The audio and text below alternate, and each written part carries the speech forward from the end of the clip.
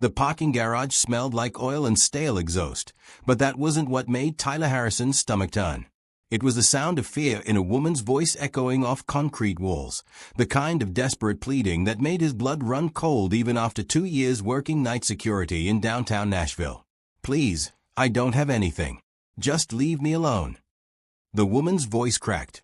Tyler had been doing his final rounds at 2:47 in the morning, his flashlight beam cutting through the shadows of Level 3 when he heard it.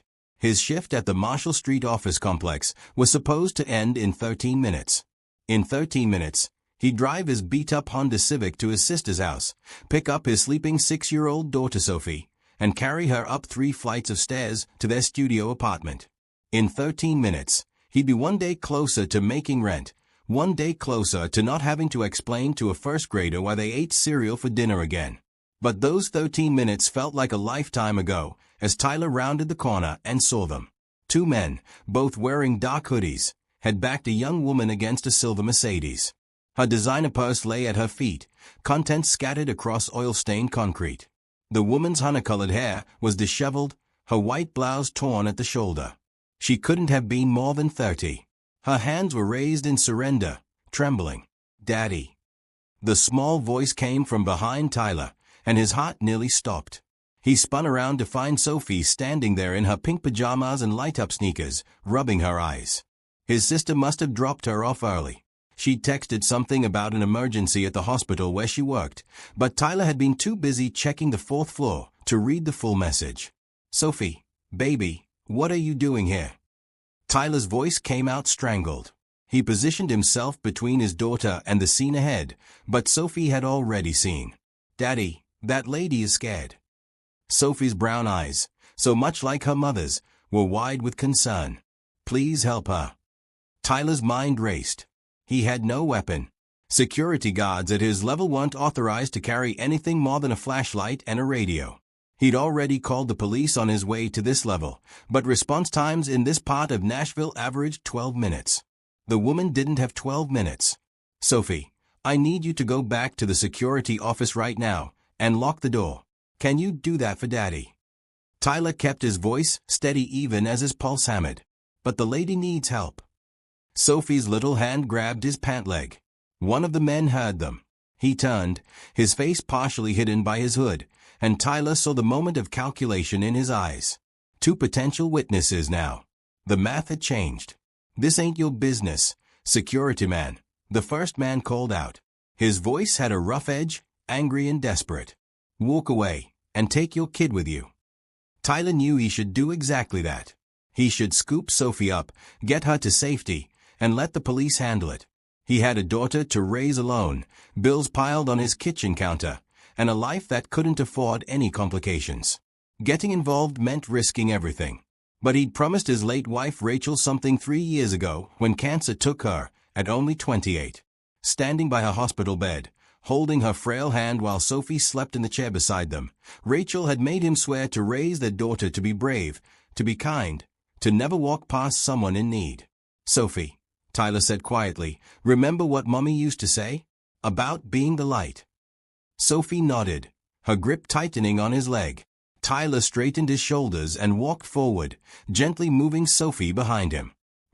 "I'm security here. The police are on their way. These men need to leave right now." The woman's eyes locked onto his, a mixture of hope and terror written across her face. She had blood on her lip, where one of them must have hit her. "I said walk away." The second man stepped toward Tyler, his hands balling into fists. He was bigger, maybe 6'2", with a scar running down his left cheek. "You don't know what you're getting into." "Doesn't matter what I'm getting into," Tyler replied, surprised by how calm he sounded. His legs were shaking, but his voice held steady. "I know what you're doing, and it ends now. The police are 2 minutes out, and this whole garage is on camera. You leave right now. You might make it to the exit before they lock down the building." It was partially a bluff. The cameras on this level had been broken for 3 weeks, and Tyler had submitted 5 work orders that nobody had processed. But these men didn't know that. "Daddy, I hear sirens," Sophie whispered behind him. She wasn't wrong. The distant wail of police sirens drifted up from the street. The 2 men exchanged glances. Tyler saw the moment they decided he wasn't worth the risk. The bigger one spat on the ground near Tyler's feet. "This isn't over," he growled. Before both men ran toward the stairwell exit, their footsteps echoing off the concrete. Tyler didn't move until they disappeared. Then his knees nearly buckled. He grabbed the concrete pillar beside him for support, his whole body suddenly shaking with the adrenaline crash. "Miss, are you okay?" Tyler called out to the woman, who had slumped against a Mercedes, tears streaming down her face. "Sir, is your daughter okay?" "Thanks to you, yes. Please, could we speak privately? There's something important I need to discuss with you, and I'd rather not do it on a sidewalk." Tyler glanced at the sedan, then at the bus pulling away from the stop down the block. Every instinct told him this was about to change his life in ways he couldn't predict. The question was, would it be for better or worse? "All right," Tyler said. "Let's talk." The interior of the sedan smelled like leather and money. Tyler sat in the back seat next to Harrison Mitchell, while a silent driver pulled away from the curb. The windows were so dark that Nashville disappeared behind tinted glass, making Tyler feel like they'd entered a different world entirely. "Would you like some water? Coffee?" Mitchell gestured to a built-in console between them that looked more expensive than Tyler's entire apartment. "I'm fine, thank you." Tyler's hands rested awkwardly on his knees. He'd never been in a car like this. The seats probably cost more than his monthly rent. Mitchell pulled out a tablet and turned it toward Tyler. The video was playing on screen, the same one that had gone viral. Tyler watched himself step between Sophie and those two men, watched his daughter's small hand grip his pants, watched the whole terrifying moment play out again. "I've watched this about 30 times since this morning," Mitchell said quietly. "Each time, I'm more grateful and more amazed. You didn't hesitate. You had every reason to walk away, to protect your daughter by leaving, but you didn't. Your daughter needed help." Tyler's voice came out rough. "Anyone would have done the same thing." "That's not true, and you know it." Mitchell turned off the tablet. "I've spent 40 years in business, Mr. Harrison. I've seen what most people do when confronted with risk. They calculate. They weigh the costs. They protect themselves first. You didn't do any of that." Tyler didn't know what to say. The car glided through traffic, so smooth he barely felt the movement. "My daughter, Nicole. She's been through a difficult time recently. A divorce from a man who turned out to be far different from who he pretended to be. Those two men in the garage? They used to work for her ex-husband's company. When the business went under and they lost their jobs, they blamed Nicole. They'd been following her for weeks, making threats, escalating." Mitchell's jaw tightened. "Last night, they cornered her in that garage. If you hadn't been there, if you hadn't intervened, I don't know what would have happened." "The police caught them, right?" Tyler asked. "They did. Both were arrested an hour after the incident. They'll be charged with assault, attempted robbery, and stalking. My lawyers will make sure they stay in prison for a very long time." Mitchell turned to face Tyler fully. "But that's not why I'm here. I'm here because I owe you something more than just gratitude. I'm here because I want to offer you a job." Tyler blinked. "A job?" "I own Mitchell Technologies. We're a software and security systems company with about 500 employees. We do everything from home security to corporate cybersecurity to advanced surveillance systems. We're based here in Nashville, and we're growing fast." Mitchell pulled out a business card and handed it to Tyler. The card was heavy, expensive cardstock with embossed lettering. "I need someone to head up my corporate security operations. Someone who understands that real security isn't just about cameras and alarms. It's about people. It's about courage and quick thinking, and being willing to stand between danger and the people you're protecting." Tyler stared at the card. The address was in the Gulch, one of Nashville's most upscale neighborhoods. "Mr. Mitchell, I appreciate this, but I'm not qualified for a job like that. I've worked security for 2 years. Before that, I was in retail. And before that I was trying to finish a business degree I couldn't afford. I don't have the experience or the credentials you're looking for. What you have is something I can't teach and can't buy. You have integrity. You have courage. And you have the kind of instinct that makes someone a great leader." Mitchell leaned forward slightly. "Mr. Harrison, Tyler, I've built a company worth $300 million. I've hired hundreds of people. I know talent when I see it. More importantly, I know character when I see it. What you did last night showed me everything I need to know about who you are." The car pulled up in front of Tyler's apartment building. He hadn't even realized they'd been heading this direction. Mitchell must have known where he lived. The thought should have been unsettling, but somehow it wasn't. The job pays $90,000 a year to start, with full benefits, health insurance that covers dependents, and a signing bonus to help you get settled. You'd start Monday if you're interested. Mitchell extended his hand. "Think about it. Talk it over with your daughter. Call me tomorrow with your answer." Tyler took the card, but couldn't make himself move. "Mr. Mitchell, this is too much. I don't even know if I'm going to have my current job after this week. And what you're offering, it's beyond anything I could have imagined." "That's exactly why I'm offering it." Mitchell's expression softened. "Tyler, sometimes life puts us in positions where we have to make impossible choices. Last night, you made the right choice even though it was the hard one.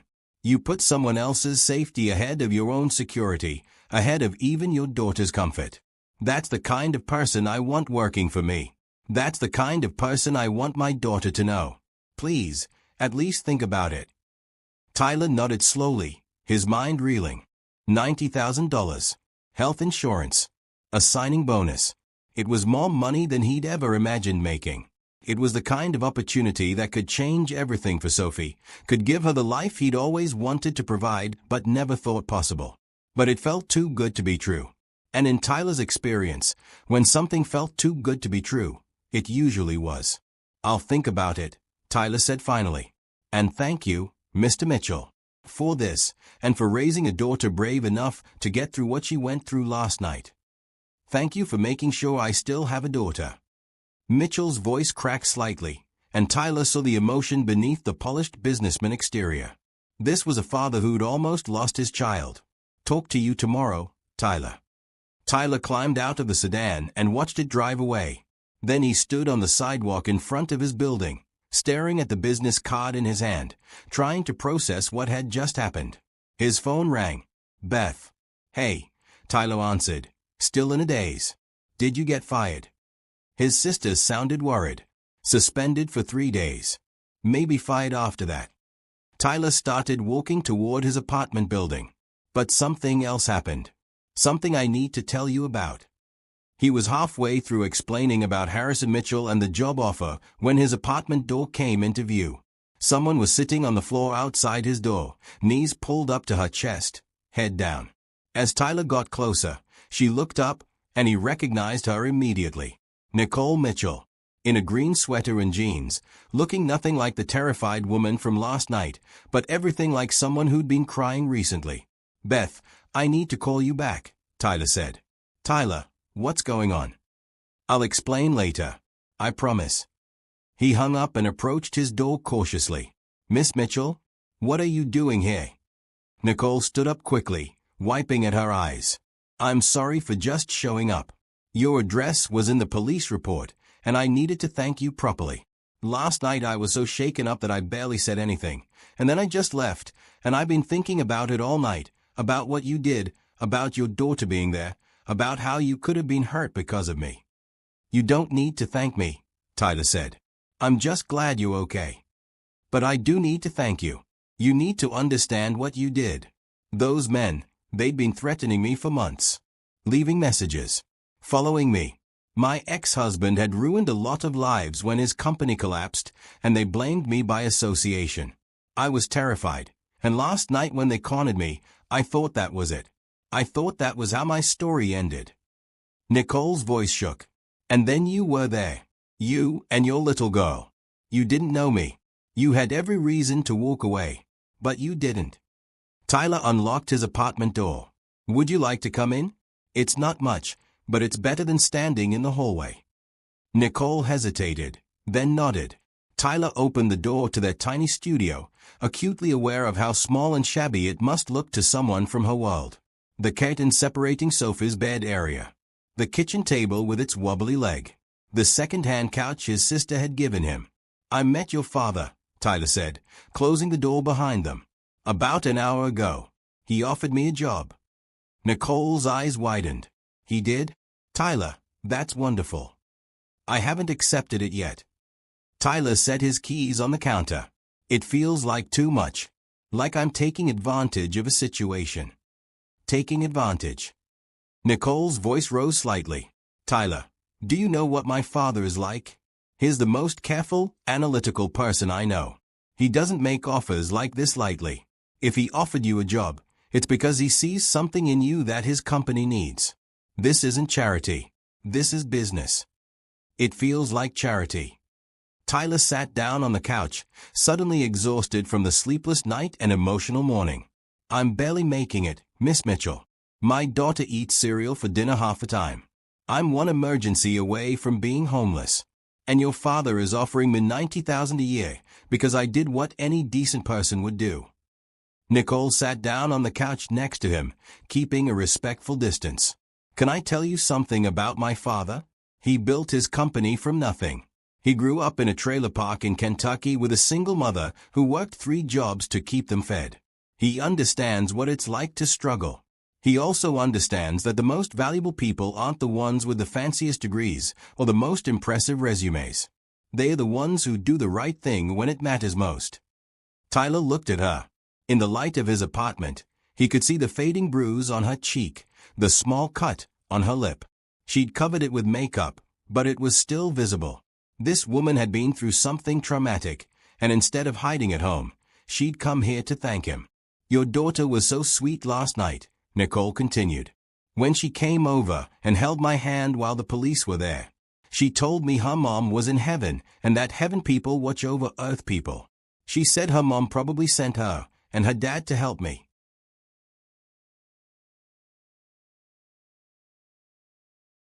Tyler felt his throat tighten. That sounded like something Sophie would say. Rachel had always talked to Sophie about heaven, about how love never really ended. My wife died 3 years ago, Tyler said quietly. Cancer. She was only 28. Sophie barely remembers her, but she talks about her like they just spoke yesterday. I think it's a way of keeping Rachel alive. I'm so sorry, Nicole said softly. I can't imagine how hard that must be. They sat in silence for a moment, 2 strangers brought together by one chaotic night, both carrying their own wounds and trying to figure out what came next. Take the job, Nicole said finally. Please. Not for my father or for me. Take it for Sophie. Take it because you deserve something good to happen. Take it because sometimes when life offers you a miracle, you're supposed to say yes. Tyler thought about Sophie, about giving her a better life, about not having to choose between paying rent and buying her those shoes she'd loved at the thrift store. He thought about his late wife, about the promise he'd made to her, about raising Sophie to be brave and kind. Taking this job felt risky, felt like stepping into a world where he didn't belong. But maybe that was exactly what courage looked like. Not just standing between danger and someone who needed help, but also being willing to accept help when it was offered. Okay, Tyler said, surprising himself. I'll call your father tomorrow and accept the job. Nicole smiled, and it transformed her entire face. Thank you. You won't regret this. I promise. As she stood to leave, Tyler walked her to the door. She paused in the doorway, turning back to him. Tyler, what you did last night saved my life. But I think accepting this job might save yours too. See you Monday at Mitchell Technologies. After she left, Tyler stood in his tiny apartment, holding Harrison Mitchell's business card, trying to believe that this was really happening. His phone buzzed with a text from Beth. Whatever's going on, call me ASAP. I'm worried about you. Tyler smiled and typed back, don't worry. I think everything's about to change. For the better. For the first time in 3 years, since Rachel's death, since the medical bills and the grief and the constant struggle, Tyler felt something he'd almost forgotten existed. He felt hope. Would you keep reading to find out how Tyler's new life unfolds? Comment yes below and subscribe so you don't miss the next chapter, where Sophie meets Nicole properly and Tyler's first day at his new job brings unexpected challenges. Monday morning arrived with autumn sunshine streaming through the apartment windows. Tyler stood in front of his closet, staring at 2 dress shirts he'd bought at Goodwill 3 years ago for Rachel's funeral. One was slightly less wrinkled than the other. He pulled it on, realizing with embarrassment that the collar was frayed and one of the buttons was mismatched. "Daddy, you look fancy." Sophie sat on the edge of his bed, swinging her legs. She wore her school uniform and had already eaten breakfast. Tyler had been up since 5, too nervous to sleep. "I look like I'm playing dress-up," Tyler muttered, trying to tie the one decent tie he owned. His hands shook slightly as he fumbled with it. "Miss Nicole will think you look handsome," Sophie said matter-of-factly. She'd been talking about Nicole nonstop since Saturday, when Tyler had explained that Nicole was a lady they'd helped and that her father had given Daddy a new job. Tyler gave up on the tie and pulled it off. He'd go without one. He looked at himself in the mirror. A 32-year-old man who looked 40 from stress and exhaustion. Dark circles under his eyes that no amount of sleep could fix. The beginning of gray at his temples. He didn't look like someone who belonged at a tech company in the Gulch. His phone buzzed. A text from Harrison Mitchell. "Looking forward to seeing you this morning. Security desk will be expecting you at 8:30. Don't stress about what to wear. This is Nashville Tech, not Wall Street. Casual is fine." Tyler smiled despite his nerves. The man must have known he'd be worried about clothes. He changed into clean jeans and a simple blue button-up shirt that he hoped looked professional enough. After dropping Sophie at school where she excitedly told everyone her daddy had a new job, Tyler took the bus downtown. Mitchell Technologies occupied the top 5 floors of a gleaming glass building in the Gulch. Tyler stood on the sidewalk for a full minute, staring up at it, before forcing himself to walk through the revolving doors. The lobby looked like something from a magazine. Modern art on the walls. A living plant wall that covered one entire side. Comfortable seating areas with coffee tables stacked with tech magazines. The security desk was staffed by a woman in her 30s with bright red hair and a warm smile. "You must be Tyler Harrison," she said before he could introduce himself. "I'm Katie Murphy. Mr. Mitchell told me you'd be starting today. Welcome to Mitchell Tech." She handed him a security badge with his photo on it. When had they gotten his photo? Tyler realized they must have pulled it from his driver's license. The efficiency was both impressive and slightly unnerving. "Top floor," Katie said, gesturing to the elevators. "Mr. Mitchell is waiting for you. And Tyler, everyone's really excited to meet you."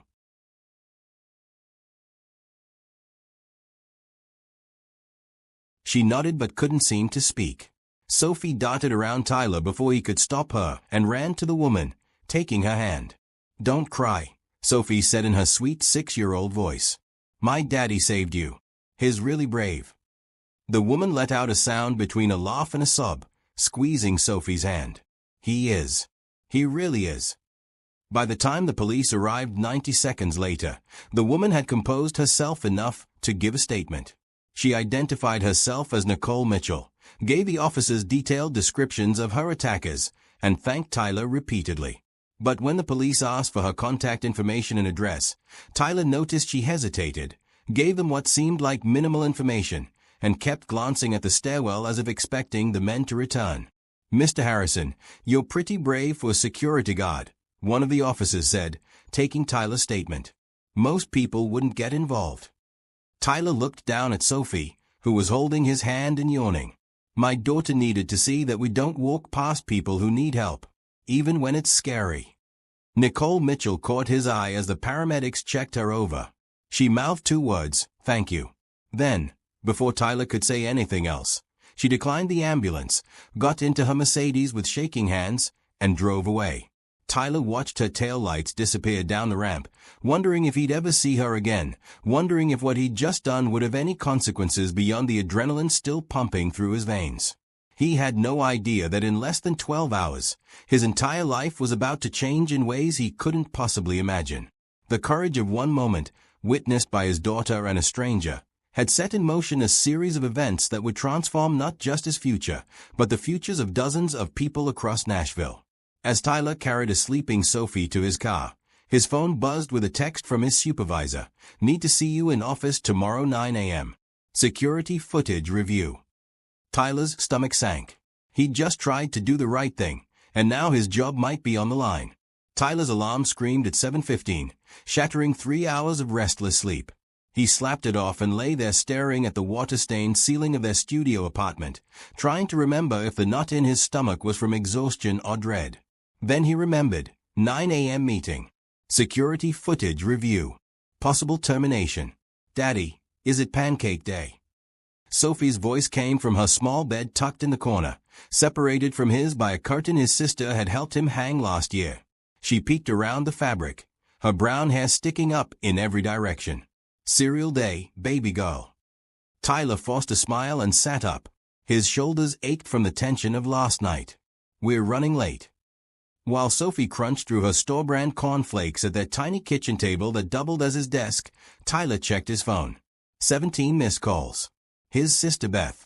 His supervisor. 3 unknown numbers. And a text from Beth that made his chest tighten. You're trending on Twitter. Call me ASAP. Twitter. Tyler barely used social media. He opened the app and immediately saw his own face staring back at him from a shaky video someone must have filmed from the parking garage across the street. The caption read, "Security guard risks everything to save woman from attackers while his little daughter watches. This is what real courage looks like." The video had 1.2 million views. Tyler's hands went numb. "Daddy, why do you look so white?" Sophie asked, milk dripping down her chin. "I'm fine, sweetie. Just tired." Tyler set the phone face down and focused on getting Sophie ready for school. Blue jeans, her favorite green sweater with the puppy on it, those light-up shoes she'd begged for at the thrift store. Each movement felt mechanical as his mind spun through possibilities. Viral video. Work meeting. Rent due in 8 days. Sophie's field trip permission slip sitting unsigned because it cost $30 he didn't have. The morning air was crisp as they walked the full blocks to Riverside Elementary. Other parents clustered near the entrance doing drop-off, but as Tyler approached with Sophie's hand in his, several of them turned to stare. Mrs. Chen, whose daughter was in Sophie's class, grabbed her husband's arm and whispered something. "That's him," Tyler heard someone murmur. "Mr. Harrison." Principal Andrews intercepted them before they reached the door.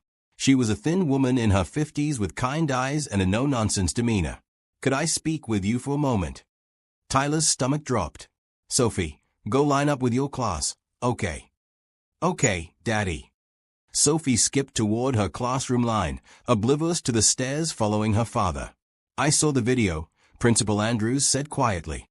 "What you did was very brave, but I need to know if there's any possibility of those men coming here, to the school."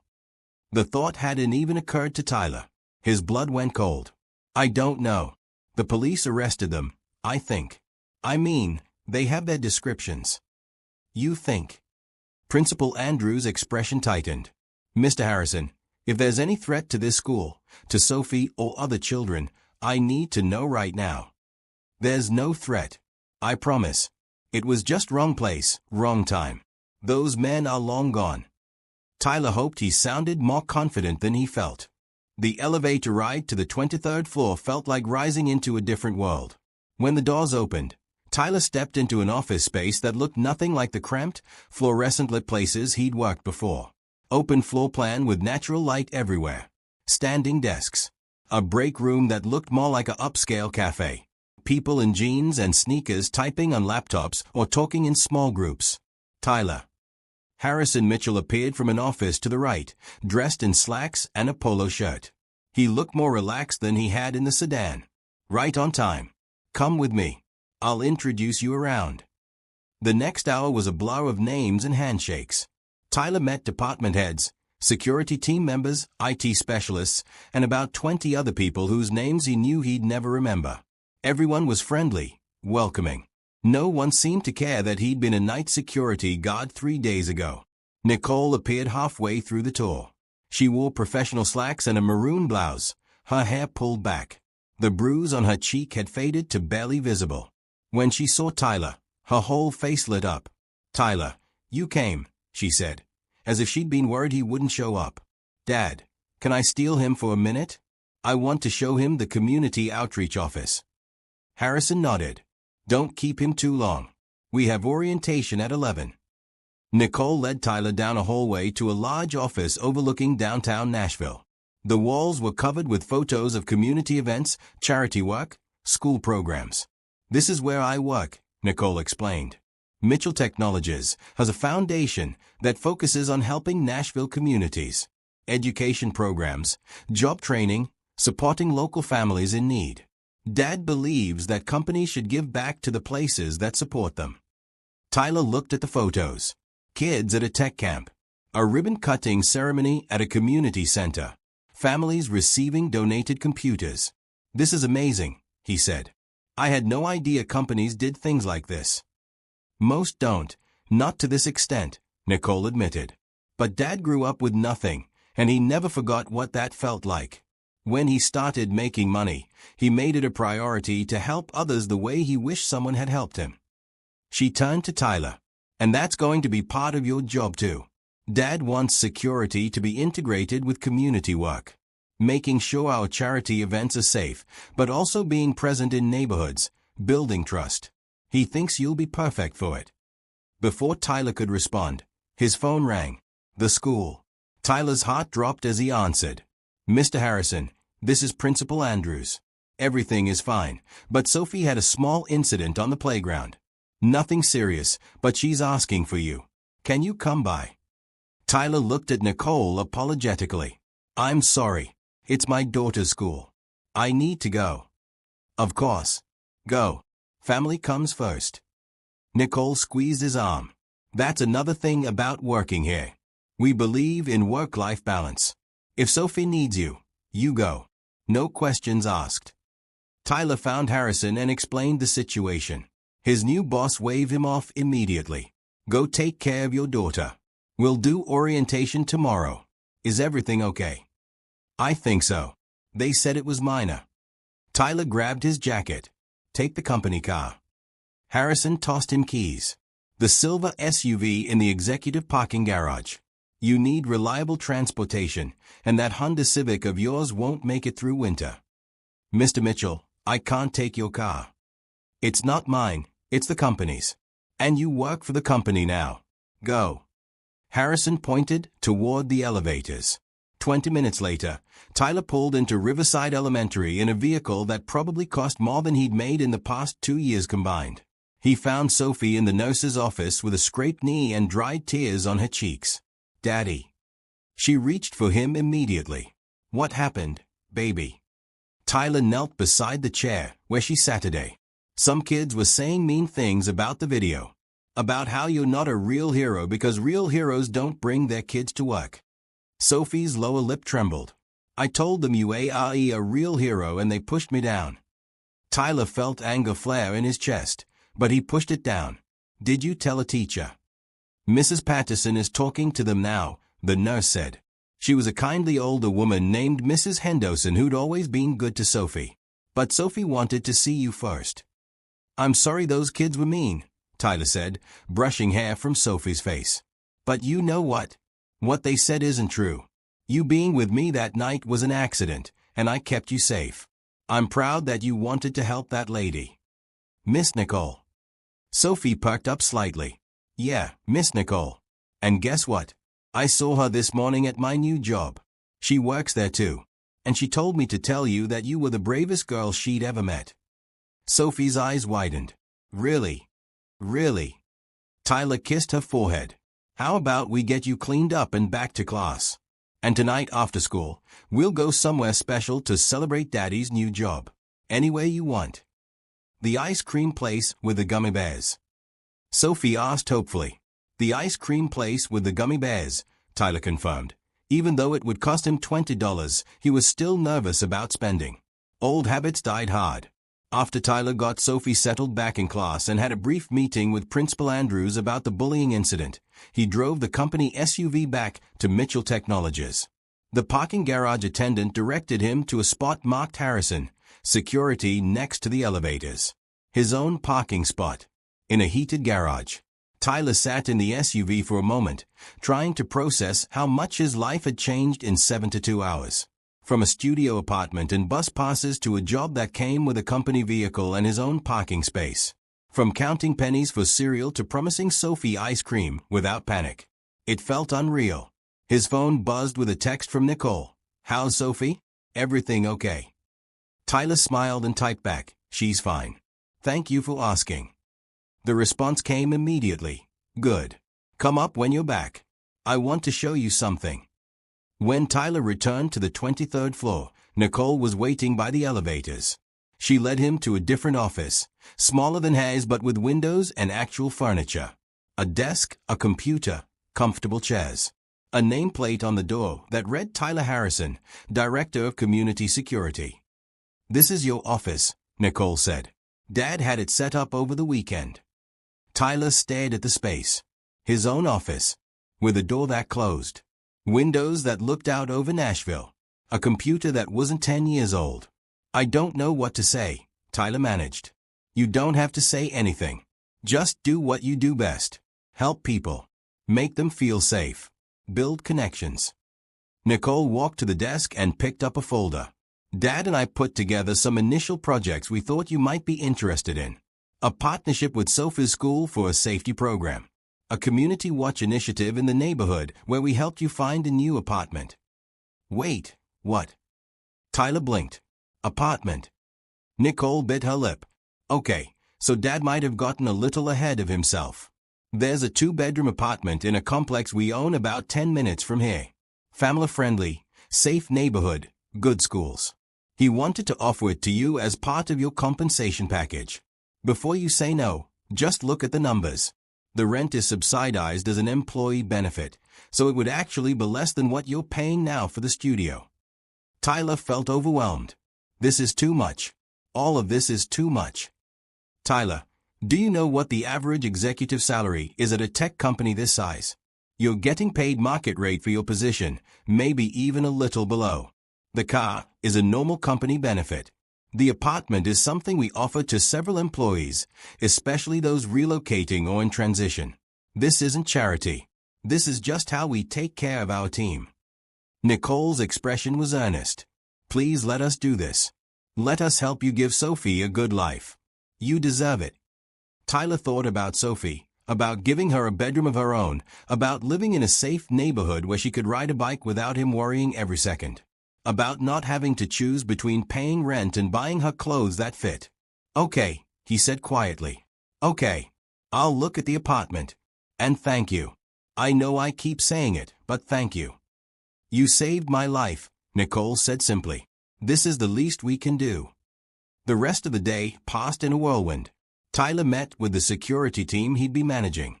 He sat in on a meeting about the foundation's upcoming initiatives. He had lunch in the cafeteria where the food was fresh and free for employees.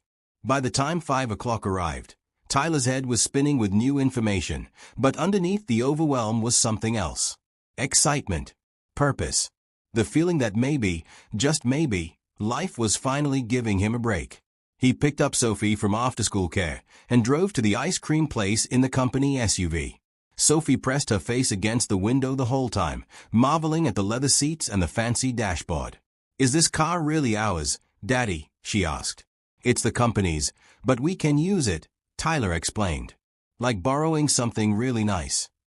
At the ice cream shop, Tyler let Sophie order whatever she wanted. She got a 3-scoop sundae with gummy bears, chocolate chips, and whipped cream. Tyler got a simple vanilla cone and watched his daughter attack her dessert with pure joy. Daddy, this is the best day ever, Sophie announced through a mouthful of ice cream. Except when Mommy was here. Those were the best days. But this is the best day since then. Tyler felt his eyes sting. Yeah, baby. It really is.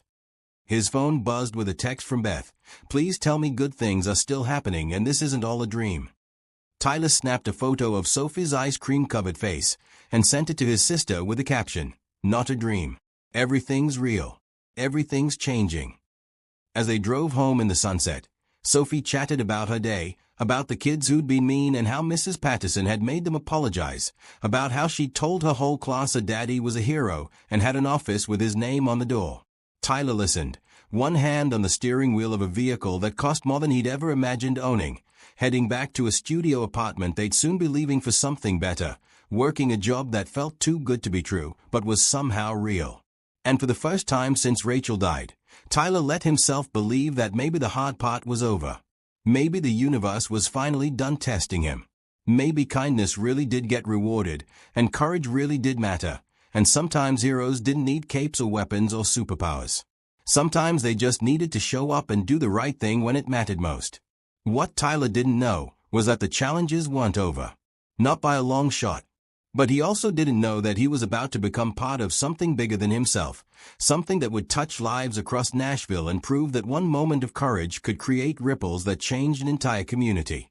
But that part of the story was still waiting to unfold. 3 weeks passed in a blur of change.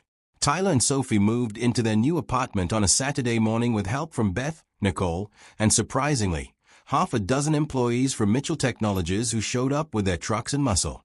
The two-bedroom unit in the Riverside Meadows complex had actual bedrooms with doors, a full kitchen, and a small balcony overlooking a playground where kids were already playing. "This is my room." Sophie stood in the doorway of the smaller bedroom, eyes wide. The walls were painted a soft lavender, and someone had already set up a twin bed with a purple comforter covered in stars.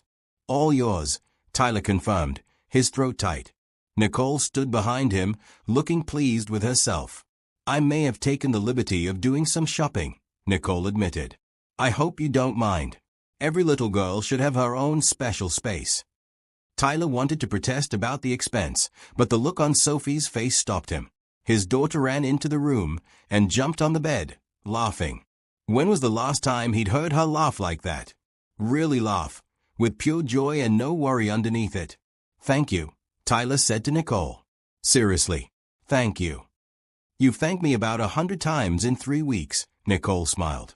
"At some point, you're going to have to just accept that we're friends now and friends help each other." Friends. The words settled around Tyler in a comfortable way. Over the past weeks, he and Nicole had fallen into an easy rhythm at work. She'd handled the foundation's community outreach, while he managed security and safety protocols. But their roles overlapped constantly, bringing them together for meetings, site visits, and planning sessions. Somewhere in all of that, they'd stop being the rescuer and the rescued. They'd become colleagues. And yes, friends. That afternoon, after the apartment was mostly unpacked and Beth had left to work a hospital shift, Nicole suggested they take Sophie to Centennial Park. The weather was perfect, crisp fall air, and the park was full of families enjoying the weekend. They grabbed coffee from a food truck and sat on a bench while Sophie played on the playground nearby. Tyler kept one eye on his daughter, a habit he couldn't break even in safe spaces. "You're doing great at work," Nicole said, sipping her latte. "Dad mentioned that your team has already improved response times by 20%. And the community program proposals you put together are exactly what we needed." "I'm just trying not to mess up," Tyler admitted. "Every morning I wake up wondering if this is the day everyone realizes they made a mistake hiring me." "Imposter syndrome," Nicole said. "I had it bad when I first started working for the foundation. I kept thinking people would figure out I was just a rich kid playing at making a difference." She turned to look at him. "But then I realized something. It doesn't matter where you start. It matters what you do with the opportunity. You're not here because of one heroic moment, Tyler. You're here because my father saw in you what everyone at the company is now seeing. You care. You work hard. You make people feel valued and safe. That's not luck. That's who you are." Tyler watched Sophie go down the slide, her laugh carrying across the playground. "I keep thinking about my wife, Rachel. She always believed the best of people, always thought good things would happen if you just kept doing right. I got so cynical after she died. Thought the universe was just cruel and random. But maybe she was right. Maybe kindness does come back around." "Tell me about her," Nicole said softly.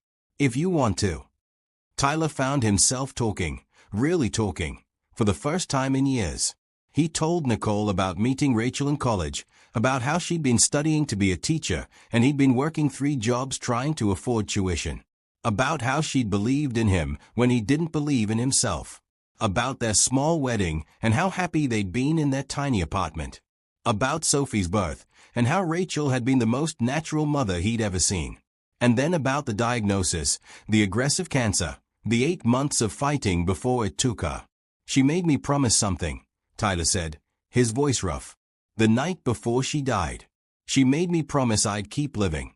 Not just existing or surviving, but really living. Building a life Sophie could be proud of. being brave enough to accept help when it came, not closing myself off. He wiped at his eyes. I'm not sure I've done a great job of keeping that promise until now. Nicole's hand found his on the bench. She squeezed gently. I think you've done better than you know. You raised Sophie alone.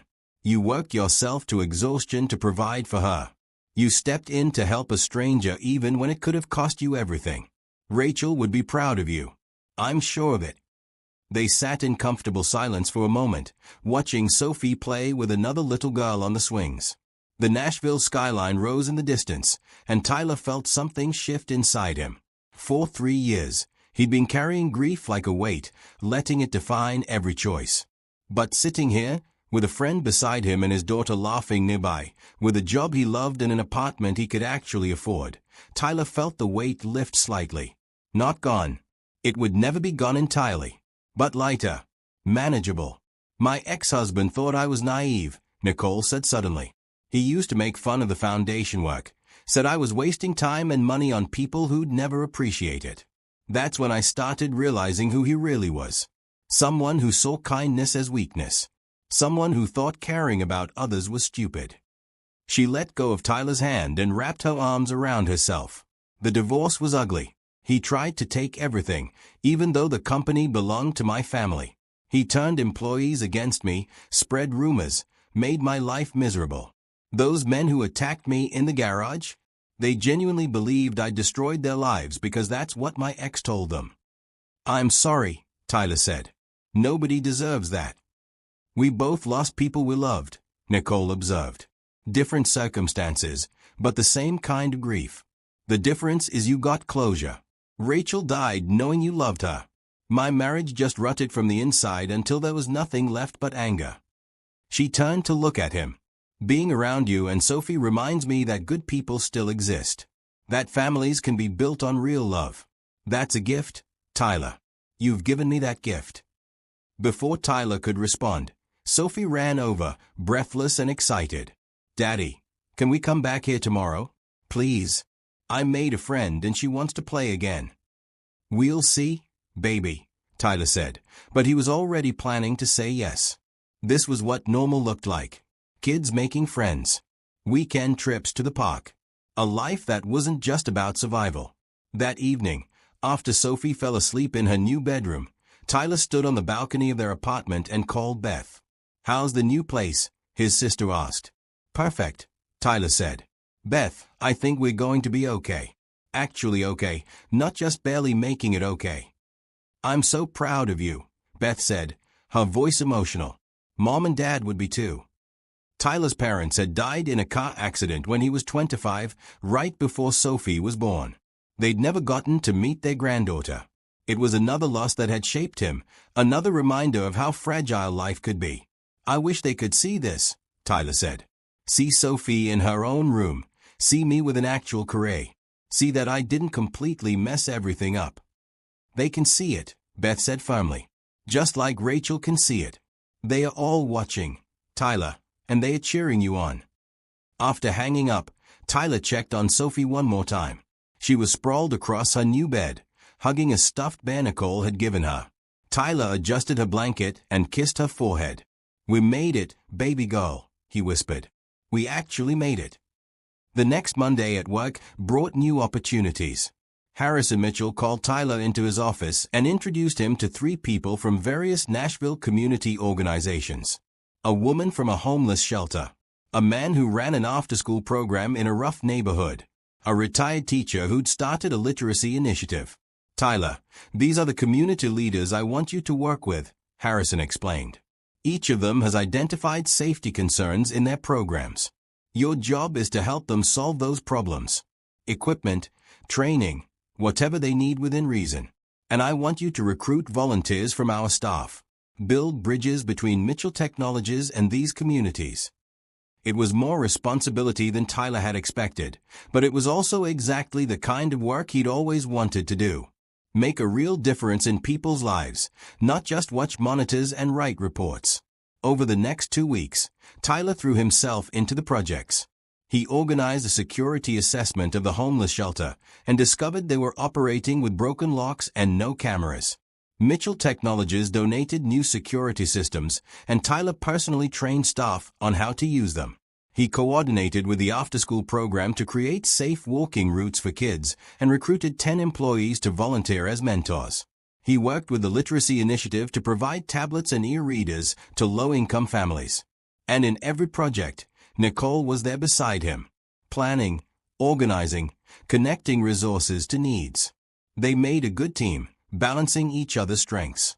Tyler handled the practical logistics, while Nicole managed the relationship building and fundraising. Together, they started seeing real results. The homeless shelter reported a 50% reduction in theft and vandalism. Kids in the after-school program had safe adults they could call if they needed help. Families in the literacy program were reading together for the first time. "You're changing lives," Nicole told Tyler during a site visit to the after-school program. They watched kids work on homework with their Mitchell Tech mentors, so the way the children lit up when the adults paid attention to them. "We're changing lives," Tyler corrected. "This is teamwork." Nicole smiled. "Teamwork. I like that." On a Thursday afternoon, Tyler received an unexpected call from Principal Andrews at Sophie's school. "Mr. Harrison, I have a proposal for you. Given your new expertise in community safety, would Mitchell Technologies be interested in partnering with our school district on a safety initiative? We have 5 elementary schools that need updated security systems and training. I've been authorized to request proposals." Tyler's heart raced. This was huge. A chance to make every school in the district as safe as possible. A chance to protect hundreds of kids like Sophie. "Let me talk to my boss and I'll call you back," Tyler said. Harrison approved the project immediately and even increased the budget when Tyler explained the scope. Within a week, they had a comprehensive plan that included new security systems, training for teachers, and a parent education program about online safety and bullying. At Sophie's school, Tyler personally oversaw the installation of the new systems. He stood in Principal Andrews' office and showed her how everything worked. "This is above and beyond what we asked for," she said, clearly impressed. "Mr. Harrison, you've come a long way from the struggling single father who couldn't afford field trip money." Tyler thought about that moment, just weeks ago, when he'd felt like such a failure because he couldn't give Sophie $30. Now he was installing security systems in 5 schools. The change was dizzying. "I had help," Tyler said simply. "A lot of help. People who believed in me when I didn't believe in myself." That evening, Tyler took Sophie and Nicole to dinner at a nice restaurant in downtown Nashville. Not fancy, but nice. A place with cloth napkins and food that wasn't fried. Sophie chatted non-stop about school, about her new friends, about how her teacher had told the class that her daddy was making their school safer. Nicole listened with genuine interest, asking questions and laughing at Sophie's stories. Watching them together, Tyler felt something he hadn't felt in a long time. Not just happiness, but something deeper. Contentment. Like pieces of his life were finally fitting together in a way that made sense. "Tyler, you're staring," Nicole said, catching him watching them. "Sorry," Tyler said, embarrassed. "I was just thinking how nice this is. All of us together." "It is nice," Nicole agreed, and something in her expression made Tyler's heart beat a little faster. Later, after he'd put Sophie to bed and was getting ready for sleep himself, Tyler's phone buzzed with a text from Nicole. "Thank you for tonight. For including me in your family time. It meant more than you know." Tyler typed back, "Thank you for being part of our lives. You've given us so much." The response came quickly, "You've given me just as much. Sleep well, Tyler." As Tyler drifted off to sleep in his actual bedroom, in an apartment that felt like a home, with a job he loved and a daughter who was thriving, he sent up a silent thank you to Rachel. For making him promise to keep living. For believing he could be brave. For giving him Sophie, who'd asked him to help a stranger and started this whole chain of events. Everything was finally falling into place. And if Tyler had learned anything over the past month, it was that kindness really did create ripples. His one act of courage had led to a new job, which led to helping entire communities, which was now spreading to schools across Nashville. He had no idea that those ripples were about to get even bigger, or that his growing relationship with Nicole was about to face its first real test. But for tonight, in this moment, Tyler was simply grateful. Grateful for second chances. Grateful for unexpected blessings. Grateful for a life that was finally starting to look like the one he'd always hoped he could give Sophie. The hard part, he thought as sleep pulled him under, was really over. He was wrong about that.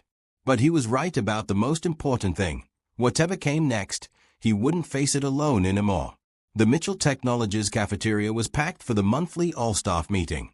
Tyler stood near the back, still not entirely comfortable being in these large gatherings where everyone seemed to know the company history and culture better than he did. Harrison Mitchell took the stage, and the room quieted. "I want to talk about something we've been doing differently over the past 6 weeks, Harrison began, his voice carrying clearly. "Many of you have noticed our increased community involvement. The school partnerships, the homeless shelter work, the after-school mentorship programs. I want to introduce you to the person who's been leading these initiatives. Tyler Harrison, would you come up here?" Tyler's stomach dropped. Nicole, standing beside him, gave him an encouraging push. "Go on. They are going to love this." Walking to the front of the room felt like crossing a football field. Tyler was acutely aware of all the eyes on him, all these talented people who'd built careers in tech while he'd been working retail and security jobs. But when he reached the stage and looked out at the audience, he saw something unexpected. People were smiling. Several were giving him thumbs up. "Tyler joined us a little over a month ago," Harrison continued. "Most of you have heard the story of how we met. What you might not know is what he's accomplished since then. 5 schools now have updated security systems. 30 employees have joined our mentorship program. The Riverside Homeless Shelter has seen their safety incidents drop by 60%. And 3 community centers are now running literacy programs with equipment we donated." Harrison turned to Tyler. "Tell them about the veteran." Tyler's mouth was dry, but he found his voice. "Last week, I met a man named Jack Mitchell. No relation to our boss," he added, getting a small laugh. "Jack served 2 tours in Afghanistan, came home with PTSD, lost his job, and ended up on the streets. He was sleeping in the Riverside shelter when I was there installing security cameras. We got talking, and I found out he used to be a military police officer, top of his field. So I asked him if he'd be interested in working security again, maybe with some support to get back on his feet." Tyler pulled out his phone and showed a photo on the big screen behind him. Jack, clean-shaven in a Mitchell Technologies uniform, smiling beside one of the security desks. "Jack started work here yesterday. We've partnered with a veterans organization to provide him with counseling and support. He's living in temporary housing until he can get his own place.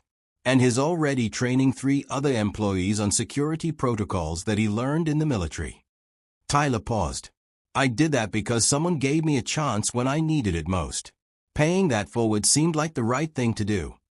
The room erupted in applause. Tyler felt his face flush, but Harrison was beaming. "That's the culture I want here," Harrison said firmly. "We don't just build technology. We build community. We invest in people. And we believe that everyone deserves a second chance." He looked at Tyler. "Thank you for reminding us of that." After the meeting, Tyler was surrounded by employees wanting to volunteer, wanting to hear more about the community programs, wanting to share their own ideas. A woman named Jennifer Chen approached with tears in her eyes. "My brother struggled with addiction," she said quietly. "He's been clean for 2 years now, but nobody will hire him because of his record. Do you think there might be something here for him?" Tyler found himself saying yes before he'd even thought it through. "Have him call me. Let's talk." By the end of the day, Tyler had 7 names of people who needed help. People with records, people recovering from addiction, people who'd experienced homelessness, single mothers struggling to make ends meet. Each one referred by a Mitchell Tech employee who believed in them. That evening, Tyler sat in his office long after everyone else had left, staring at the list of names. How was he going to help all these people? He was still figuring out his own job, still learning the ropes. This felt overwhelming. A knock on his door startled him. Nicole stood there with 2 cups of coffee. "I figured you'd still be here," she said, handing him one. "You're taking on a lot, Tyler." "Too much, probably," Tyler admitted. "I don't know how to help all these people." "You don't have to help them all alone. That's what a team is for." Nicole sat down across from him. Tomorrow, let's call a meeting. Get the HR department involved. Reach out to community organizations who specialize in job placement and rehabilitation. Build a system so that this isn't all on you. Tyler looked at her. Why are you so good at this? At what? Knowing what to do. Making everything seem possible instead of impossible. Nicole smiled. Because I've spent my whole life watching my father do exactly this. Build systems that help people. He didn't get where he is by doing everything himself. He got there by surrounding himself with good people and empowering them to do good work. She sipped her coffee. Which is exactly what he did when he hired you, and what you're doing by hiring Jack and wanting to help Jennifer's brother. This is how change happens, Tyler. One person helps another, and then that person helps someone else. Ripples. Over the next 2 weeks, Tyler and Nicole built what they called the Second Chance Initiative. With Harrison's full support and funding, they created a program that partnered with rehabilitation centers, veterans organizations, and reentry programs for formerly incarcerated individuals. Mitchell Technologies committed to hiring at least 5 people per quarter who were struggling to find work due to past circumstances. The first group started the following month. Jennifer's brother, Marcus Chen, was among them, along with a woman named Rebecca Stone who'd been homeless after escaping an abusive relationship, and 3 veterans who'd struggled with PTSD and substance abuse. Tyler personally mentored each of them, meeting weekly, checking in, making sure they had the support they needed. It was exhausting, but it was also the most fulfilling work he'd ever done. You're changing the whole company culture, Harrison told Tyler during one of their weekly check-ins. Employee morale is up. Productivity is up. And we're getting press attention for our community programs. This is exactly the kind of legacy I want Mitchell Technologies to have. But the real reward came from watching the people he'd helped start to thrive. Jack found his own apartment and became one of the most reliable security team members. Marcus completed his 90 days and was promoted to a full-time position in IT. Rebecca, who'd been sleeping in her car just weeks before, cried when she received her first paycheck and could afford her own studio apartment. You saved my life, Rebecca told Tyler, hugging him tightly. I was ready to give up. I thought nobody would ever give me a chance. Tyler thought about his own moments of despair, about standing in that parking garage wondering if he'd lose everything, about the countless nights he'd lain awake terrified of being homeless with Sophie. Somebody gave me a chance too, he said. That's all any of us need sometimes. Just one person who believes in us. The community programs expanded rapidly. Tyler coordinated with Sophie's school district to create a mentorship program where Mitchell Tech employees volunteered to tutor struggling students. He worked with local community centers to provide free tech training to residents who couldn't afford computer classes. He even started a program where employees could donate old electronics that were refurbished and given to low-income families. But the project Tyler was most proud of was the one Sophie inspired. One evening at dinner, Sophie had asked him about the kids at the homeless shelter. Daddy, do they have toys? Can we bring them some? The question led to Tyler researching what children in homeless shelters needed. Toys, yes, but also books, school supplies, clothing, and basic necessities that parents couldn't afford. He brought the idea to Nicole, and together they created the Family Support Initiative. Every quarter, Mitchell Tech employees held a drive for essential items. The first one brought in enough supplies to support 50 families for 3 months. Tyler personally delivered the first boxes to the Riverside shelter with Sophie and Nicole. The look on the children's faces when they saw the toys, books, and new clothes was something Tyler would never forget. One little girl, about Sophie's age, hugged a stuffed bear and looked up at Tyler with huge eyes. Is this really for me? She whispered. It's really for you, Tyler confirmed. Sophie took the girl's hand. I used to not have very much either. But my daddy always said things can get better. And they did. Later, as they loaded empty boxes back into Tyler's company SUV, Nicole stood beside him watching Sophie play with some of the shelter kids. Do you realize what you've done here? Nicole asked softly. We just gave them some supplies, Tyler said. No. You've given them hope. You've shown them that people care. That they matter. Nicole's voice was thick with emotion. Tyler, You walked into this company 6 weeks ago feeling like you didn't belong, like you weren't qualified. Look at you now. You're transforming lives. Tyler felt his throat tighten. I'm just doing what people did for me. Paying it forward. It's more than that. Nicole turned to face him fully. You're building something that's going to outlast both of us. These programs, these systems you've created, they're going to help people for years. Maybe decades. That parking garage moment, when you stepped between me and those men, it started all of this. One act of courage created all of this ripple effect. They stood in comfortable silence for a moment, watching Sophie laugh and play. Then Nicole said something that made Tyler's heart skip. I've been thinking a lot lately about what courage really means. I used to think it was just about big dramatic moments. But watching you these past weeks, I realize courage is also about vulnerability. About letting people help you. About admitting you can't do everything alone. She looked at him. You've taught me that, Tyler. You've taught me a lot of things. Before Tyler could respond, Sophie ran over, breathless and happy. Daddy, can I come back here next week? The kids want to hear more about my school and about Miss Nicole's work. We'll see, baby. Tyler ruffled her hair, but he was already planning to say yes. How could he not?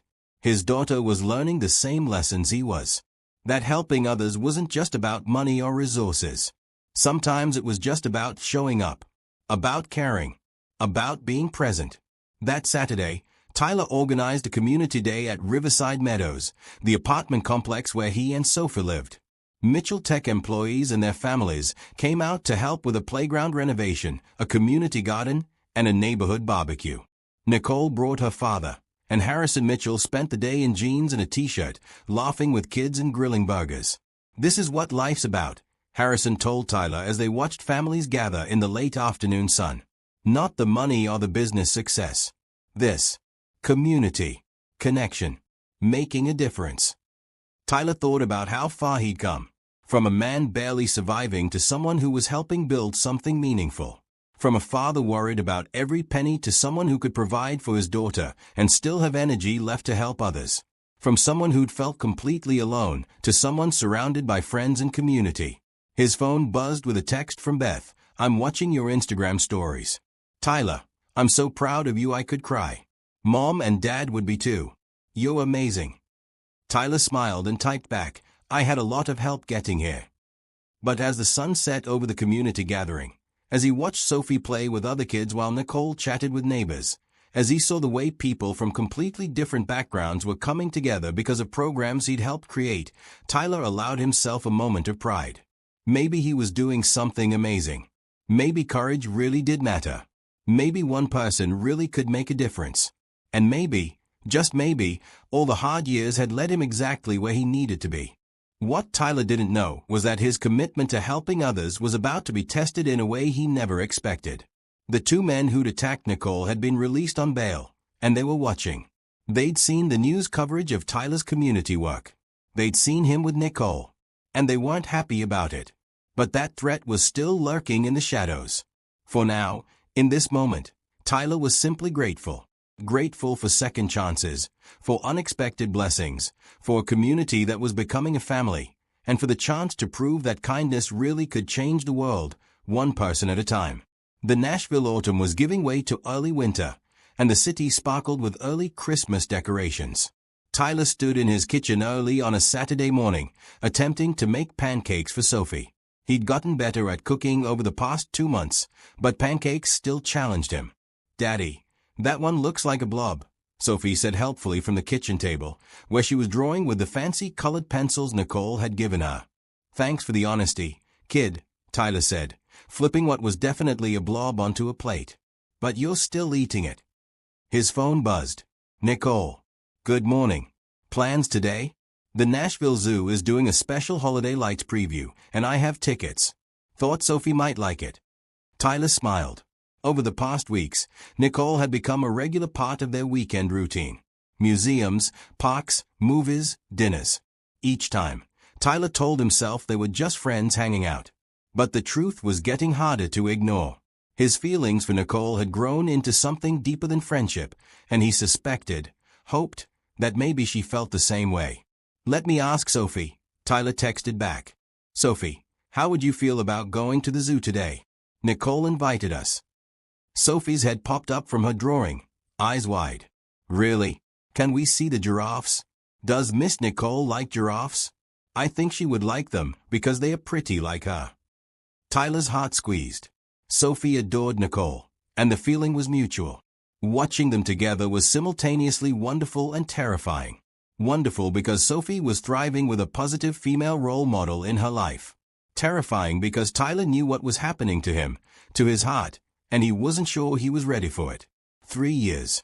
Rachel had been gone for 3 years. Was it too soon to feel this way about someone else? Was he betraying her memory? Would Rachel understand, or would she feel replaced? Earth to Daddy. Sophie waved her hand in front of his face. Can we go? Yeah, baby. We can go. Nicole picked them up in her car at noon. She wore jeans, boots, and a blue sweater that made her eyes look even brighter. Tyler's breath caught when she smiled at him. Ready for an adventure? Nicole asked Sophie, who was already climbing into the back seat. The zoo was beautiful, decorated with thousands of lights even though it was daytime. The winter preview was a special event where visitors could see the setup before the official evening hours began. Sophie ran from exhibit to exhibit, dragging Nicole and Tyler with her, narrating every animal with detailed observations. The penguin on the left looked sad. I think he misses his family. Do penguins have families like us, Daddy? They do, Tyler confirmed. They mate for life and take care of their babies together. Like you and Mummy took care of me, Sophie said matter-of-factly. Then, with the brutal honesty of childhood, but now Miss Nicole helps take care of me too. Tyler saw Nicole's expression shift, something tender and emotional crossing her face. She knelt down to Sophie's level. Your mommy will always be your mommy, sweet girl. I could never replace her. I'm just really lucky that I get to be part of your life now. Sophie considered this seriously. Mommy would like you. She always told Daddy to find people who make him smile. You make him smile a lot. Tyler felt his face heat up. Sophie, maybe we should go see those giraffes now. But Nicole was looking at him with an expression he couldn't quite read. Later, while Sophie was distracted by the elephant exhibit, Nicole fell into step beside Tyler. Does she talk about Rachel often? Nicole asked gently. Less than she used to. I worry sometimes that she's forgetting her. Sophie was only 3 when Rachel died. Most of what she remembers comes from stories I tell her and photos we'll look at together. Tyler watched his daughter point excitedly at the elephants. I never want her to forget her mom. But I also want her to be happy, to not spend her life mourning someone she barely remembers. You're doing an amazing job balancing that, Nicole said. Sophie talks about her mother with love, not sadness. That's because of how you've honored Rachel's memory while still letting Sophie have a full life. They walked a bit further in silence before Nicole spoke again. Can I ask you something personal? Sure. Do you ever think about dating again? About finding someone? Tyler's heart hammered. This felt like dangerous territory, but he decided to be honest. I think about it. More lately than before. He risked a glance at her. There's someone who makes me feel things I haven't felt in a long time. Someone who's become incredibly important to me and Sophie. But I'm scared. Scared of moving too fast. Scared of dishing Rachel's memory. Scared of messing everything up. What if that someone felt the same way? Nicole asked softly. What if she was scared too, but wanted to try anyway? Tyler stopped walking and turned to face her. They were partially hidden behind a large tree, away from the main path. Sophie was still visible at the elephant exhibit, but they had a moment of privacy. Nicole, I need to be careful here. Not just for me, but for Sophie. She's already attached to you. If this doesn't work out, if we try something and it falls apart, I don't know how that would affect her. So we'll be careful, Nicole said. We'll take things slow. We'll make sure Sophie is okay every step of the way. But Tyler, I've been alone for 2 years since my divorce. I convinced myself I'd never trust anyone again. And then you showed up in that parking garage and completely changed my life. Not just because you saved me, but because you showed me what a good person looks like. What real strength looks like. What it means to put others first. Her eyes were bright with unshed tears. I care about you. So much. And I care about Sophie. I'm not asking for marriage or even for you to call me your girlfriend. I'm just asking if maybe we could explore this. See where it goes. Together. Tyler thought about Rachel, about the promise he'd made her. Keep living. Be brave. Don't close yourself off. Was this what she'd meant? Was this what it looked like to honor her memory while also embracing a future? Okay, Tyler said quietly. Slow. Careful. But yes. Let's see where this goes. Nicole's smile was radiant. She reached out and took his hand, lacing their fingers together. It was such a simple gesture, but it felt momentous. Tyler couldn't remember the last time he'd held someone's hand like this. Miss Nicole, Daddy, come see. Sophie's voice broke the moment. They dropped hands and walked over to where she stood pointing at a baby elephant. The rest of the afternoon passed in a warm haze. Tyler found himself hyper-aware of Nicole's presence beside him, of the way she laughed at Sophie's jokes, of how naturally she fit into their little family unit. When Sophie asked to get ice cream after the zoo, Nicole drove them to a place she knew that made elaborate sundaes. They sat in a booth, Sophie between them, sharing stories and laughing. This is the best day, Sophie announced through a mouthful of chocolate ice cream. Better than anything except maybe Christmas. Tyler met Nicole's eyes across the table and saw his own happiness reflected back. Maybe this was what healing looked like. Not forgetting the past, but making room for a future that honored it while still moving forward. That evening, after Nicole had dropped them off at home and Sophie was getting ready for bed, Tyler sat his daughter down for a conversation he'd been dreading and anticipating in equal measure. Sophie, can we talk about Miss Nicole? Sophie looked up from putting on her pajamas. What about her? How would you feel if Miss Nicole and I spent more time together? Like, if maybe she became my girlfriend. Sophie tilted her head, considering. Would she still be my friend too? Absolutely. Always. Would she try to be my new mommy? Tyler's heart clenched. No, baby. You have a mommy. She's in heaven, and nobody could ever replace her. Miss Nicole would be someone different. Someone who cares about both of us and wants to be part of our family. Sophie was quiet for a long moment.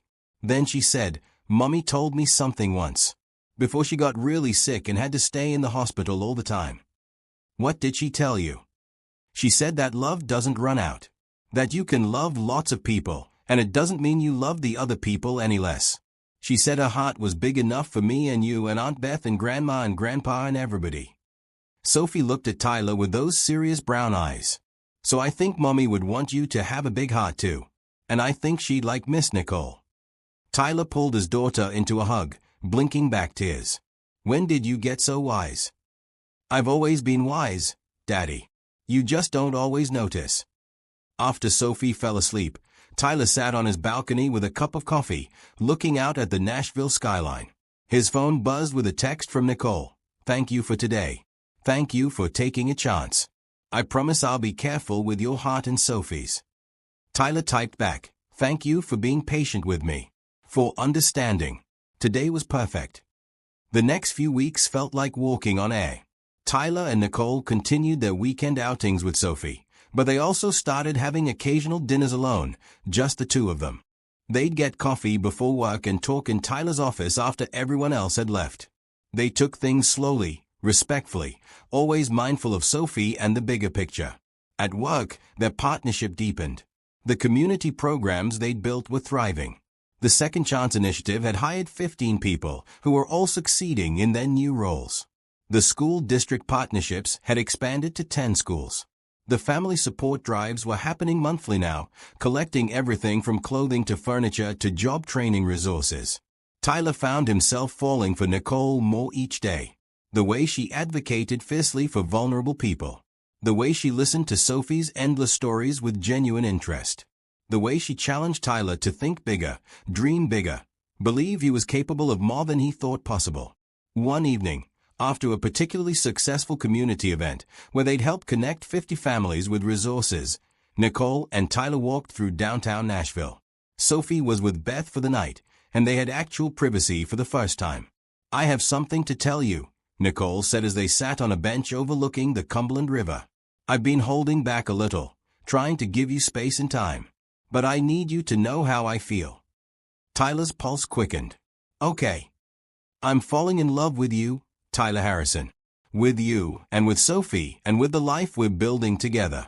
I know it's only been 2 months since we really started this. I know we said we'd take things slow. But I can't help how I feel. She took his hand. You've given me hope again. You've reminded me what it feels like to trust someone, to want to be vulnerable with someone. That's a gift I didn't think I'd ever receive. Tyler turned to face her fully. The Nashville lights reflected in her eyes, and she'd never looked more beautiful. I'm falling in love with you too. I've been scared to admit it, scared to move on, scared of what it means. But being with you feels right. Sophie adores you. You make us better. So what do we do now? Nicole asked. We keep taking it one day at a time. We keep being honest with each other and with Sophie. And we let this grow into whatever it's supposed to become. Tyler cupped her face gently. Is it okay if I kiss you? Nicole's answer was to close the distance between them. The kiss was soft, sweet, full of promise and possibility. When they pulled apart, Tyler saw tears on Nicole's cheeks. Happy tears, she explained. I didn't think I'd ever feel this way again. Thank you for taking a chance on me. Thank you for seeing something worth taking a chance on, Tyler replied. They sat by the river for another hour, talking about their hopes and fears, about what they wanted for the future. Nicole shared that she'd been looking at houses, wanted something with a yard where Sophie could play. Tyler admitted that he'd been thinking about going back to school, finishing his degree, maybe studying nonprofit management. They dreamed together, planned together, built a vision of a future that felt both exciting and terrifying in its potential. When Tyler finally got home that night, he found a text from Beth. Sophie told me you have a girlfriend now. She's very excited about it. Just wanted to check in. Make sure you're doing okay with this. Tyler smiled and typed back, I'm doing better than okay. I'm actually happy, Beth. Really, genuinely happy for the first time in years. Good. You deserve this. Rachel would be happy too. Tyler looked at the photo on his nightstand. Rachel smiling, holding baby Sophie, frozen in a moment of pure joy. He picked it up and spoke quietly to the image, something he hadn't done in months. I hope you understand. I hope you know I'll never forget you. But I think I'm ready to build something new. To let someone else into our lives. Sophie likes her, and I think you would too. He traced Rachel's smile with his finger. Thank you for making me promise to keep living. I'm finally keeping that promise. He set the photo down gently and got ready for bed, feeling lighter than he had in years. Everything was falling into place. Work was fulfilling. Sophie was thriving. Nicole was becoming an important part of their lives in the best possible way. Tomorrow, Tyler would wake up and keep building on all of this goodness. He'd mentor his Second Chance Initiative participants, work on expanding the school programs, take Sophie to her art class, and maybe grab dinner with Nicole afterward. It was a normal life, a good life, the kind of life he'd thought was impossible just 3 months ago. What Tyler didn't know was that his normal, good life was about to be disrupted in a frightening way. The threat he'd forgotten about, the danger he'd thought was safely locked away, was about to resurface. But that storm was still forming in the distance. For tonight, Tyler was simply a man falling in love, building a life, and finally believing he deserved happiness. And that belief, that hope, would be what carried him through the darkness ahead. Subscribe to find out what happens when Tyler's peaceful new life faces an unexpected threat. Will the community he has built stand with him when danger returns? Comment below if you think Tyler and Nicole's relationship will survive what comes next. The threatening phone call came on a Tuesday morning while Tyler was in his office reviewing proposals for a new youth center partnership. An unknown number. He almost didn't answer.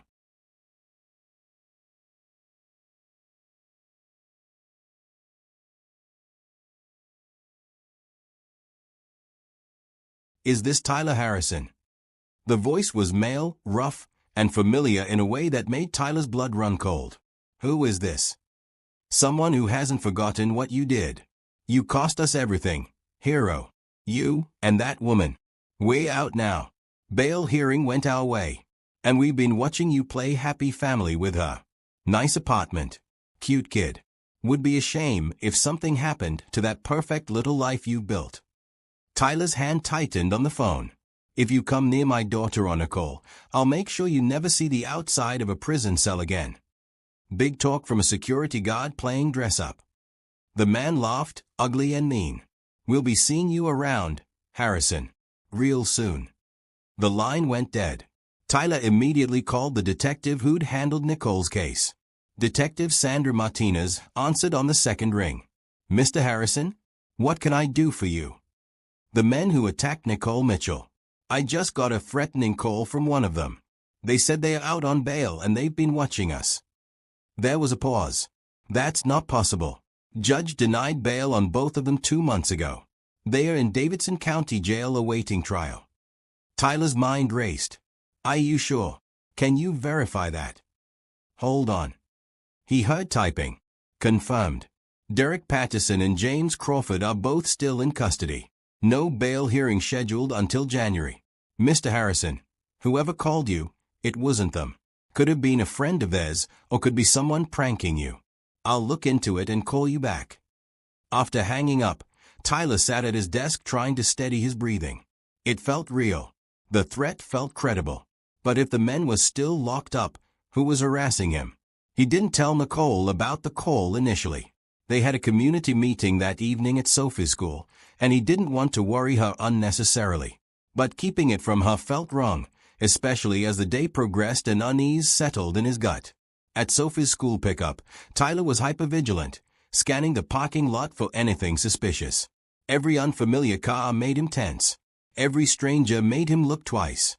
Daddy, why do you keep looking around? Sophie asked as they walked to his SUV. Just being careful, baby. That evening's meeting at Riverside Elementary was about expanding the safety program Tyler had helped implement to after-school activities. 20 parents attended, along with several teachers and Principal Andrews. Tyler tried to focus on the presentation, but his mind kept returning to the phone call. Halfway through the meeting, Tyler's phone buzzed with a text from an unknown number. A photo. His stomach dropped. It was a picture of Sophie on the playground at school, clearly taken that day. She was on the swings, laughing with friends. Someone had been watching. Someone had been close enough to photograph his daughter. Attached to the photo, beautiful kid. Be ashamed to lose her. Tyler stood up so fast his chair scraped loudly against the floor. Everyone turned to stare. I'm sorry, I need to make a call. Please excuse me. He walked quickly out of the classroom and into the hallway, his hands shaking as he dialed Detective Martinez. They sent me a photo of Sophie. At school. Today. Tyler's voice was raw with fear. I'm sending officers to your location right now. Don't leave the building until they arrive. Is Sophie with you? She's in the meeting room with Nicole and other parents. Keep her close. I'm on my way. Nicole found Tyler in the hallway 5 minutes later. One look at his face, and she knew something was wrong. Tyler, what happened? He showed her the photo. Her face went pale. Oh God. Tyler, this is because of me. They are targeting you because you helped me. This isn't your fault. Tyler pulled her close, needing to feel her solid presence. The detectives said those men are still in jail. This is someone else. Someone connected to the maybe. The police arrived within 10 minutes.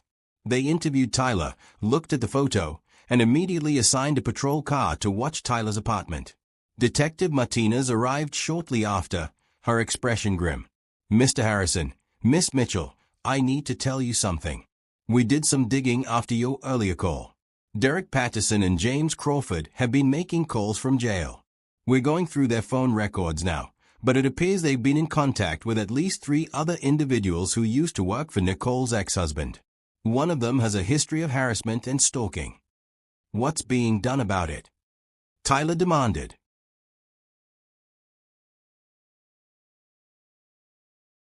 We're bringing them in for questioning. In the meantime, I strongly advise both of you to be extremely cautious. Vary your routines. Consider staying somewhere else temporarily. And keep your phones on you at all times.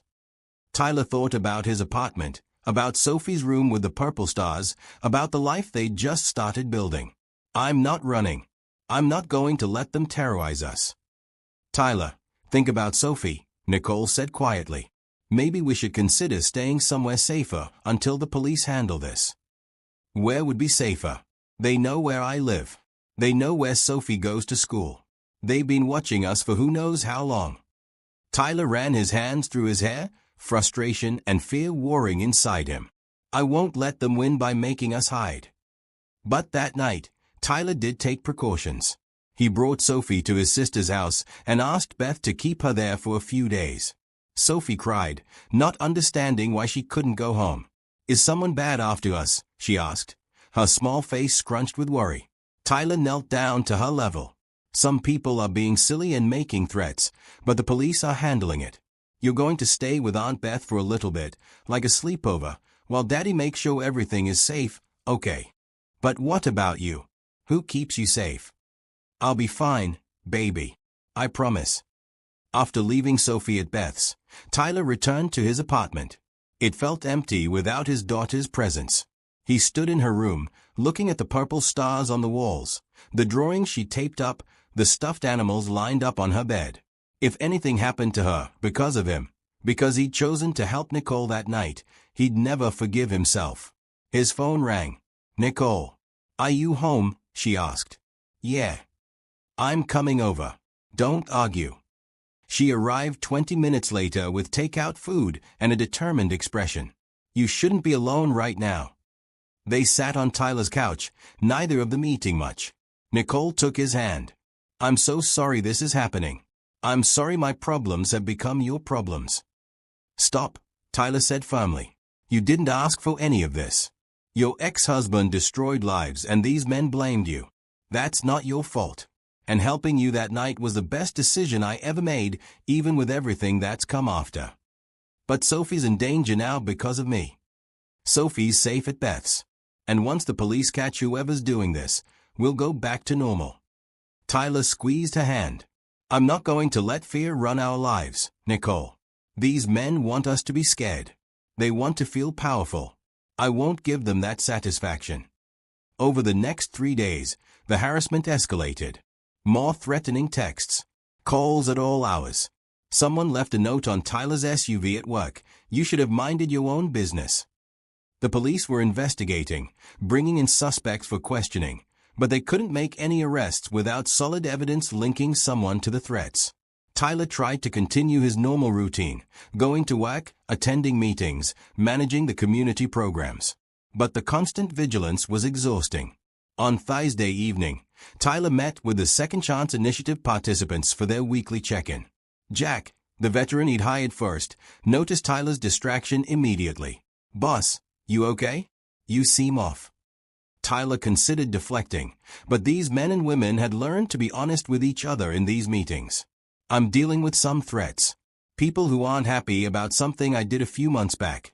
The police are handling it, but it's been stressful. Marcus Chen leaned forward. What kind of threats? The kind where someone might try to hurt me or my daughter to prove a point. The room went silent. Then Jack spoke, his voice carrying the authority of someone who'd faced real danger. Boss, you've given all of us a second chance. You've believed in us when nobody else would. If you need backup, if you need people to watch your six, you just say the word. We're here. Around the room, heads nodded. Rebecca Stone spoke up. Tyler, you literally saved my life. I was about to end it the day you interviewed me for this job. You gave me hope again. If there's anything we can do to help, anything at all, we want to do it. Tyler felt emotion clog his throat. I appreciate that, but this isn't your fight.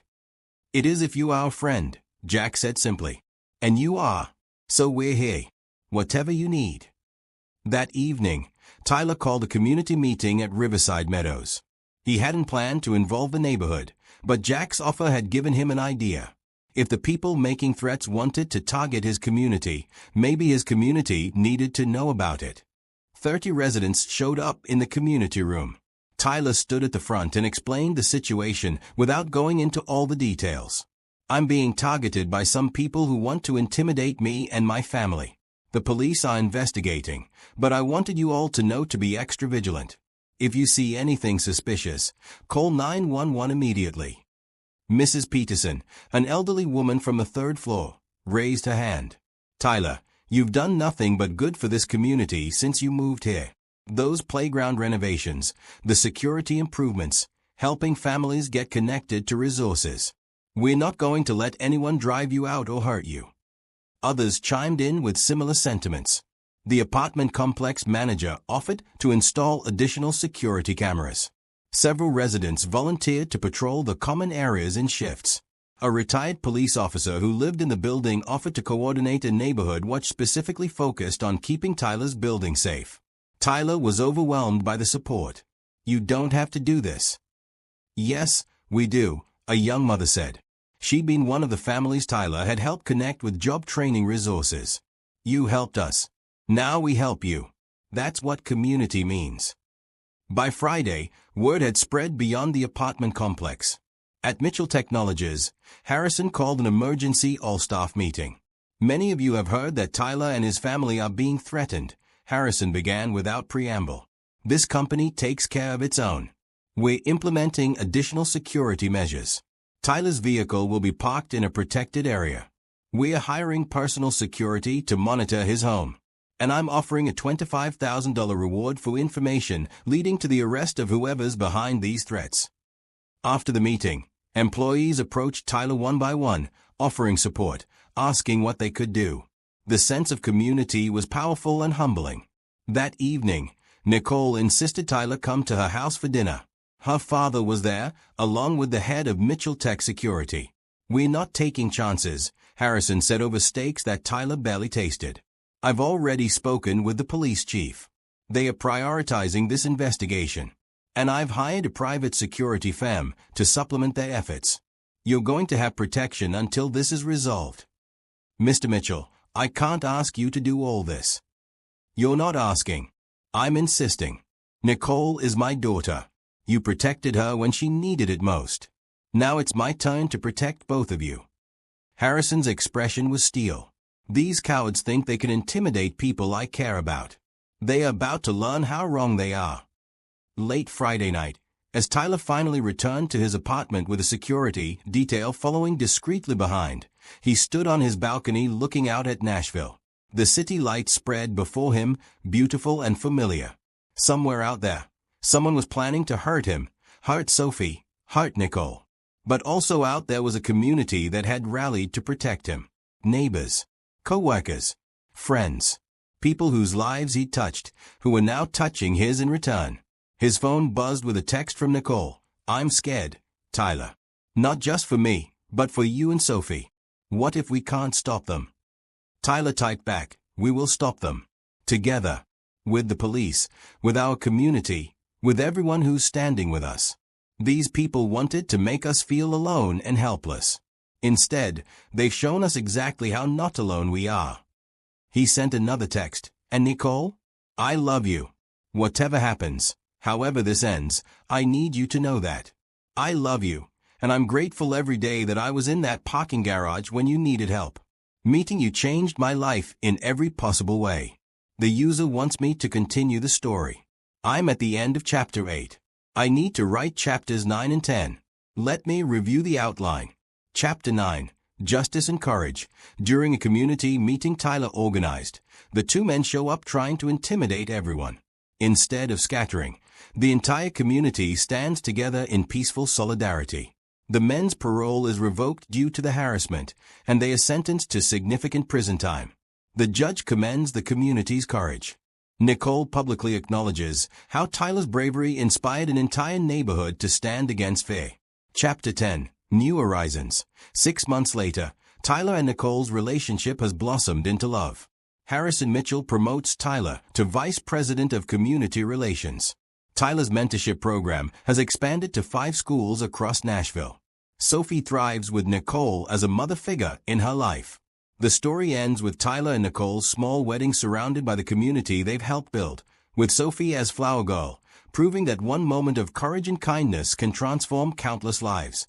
The response came immediately. I love you too. So much. We're going to get through this. As Tyler settled into bed that night with a security guard stationed outside his building, he thought about courage. Real courage wasn't just stepping between danger and someone who needed help. It was also standing firm when threats came, refusing to let fear dictate your choices, and trusting that good people would stand with you when it mattered most. Tomorrow would bring new challenges. But tonight, Tyler chose to believe that light was stronger than darkness, that community was stronger than hate, and that love was stronger than fear. And in that belief, he found the strength to face whatever came next. Saturday morning brought unexpected sunshine after days of gray winter clouds. Tyler woke early, checked in with the security detail outside, and called Sophie at Beth's house. "Daddy, when can I come home?" Sophie's voice was small and sad. "Soon, baby. I promise. Just a few more days." After hanging up, Tyler felt the weight of frustration settle over him. This couldn't continue. Living in fear, keeping Sophie away from home, looking over his shoulder constantly. Something had to give. His phone rang. "Detective Martinez." "Mr. Harrison, we've identified the person making the threats. His name is Richard Cooper. He worked for Nicole's ex-husband for 6 years before the company collapsed. Lost his house, his savings, everything.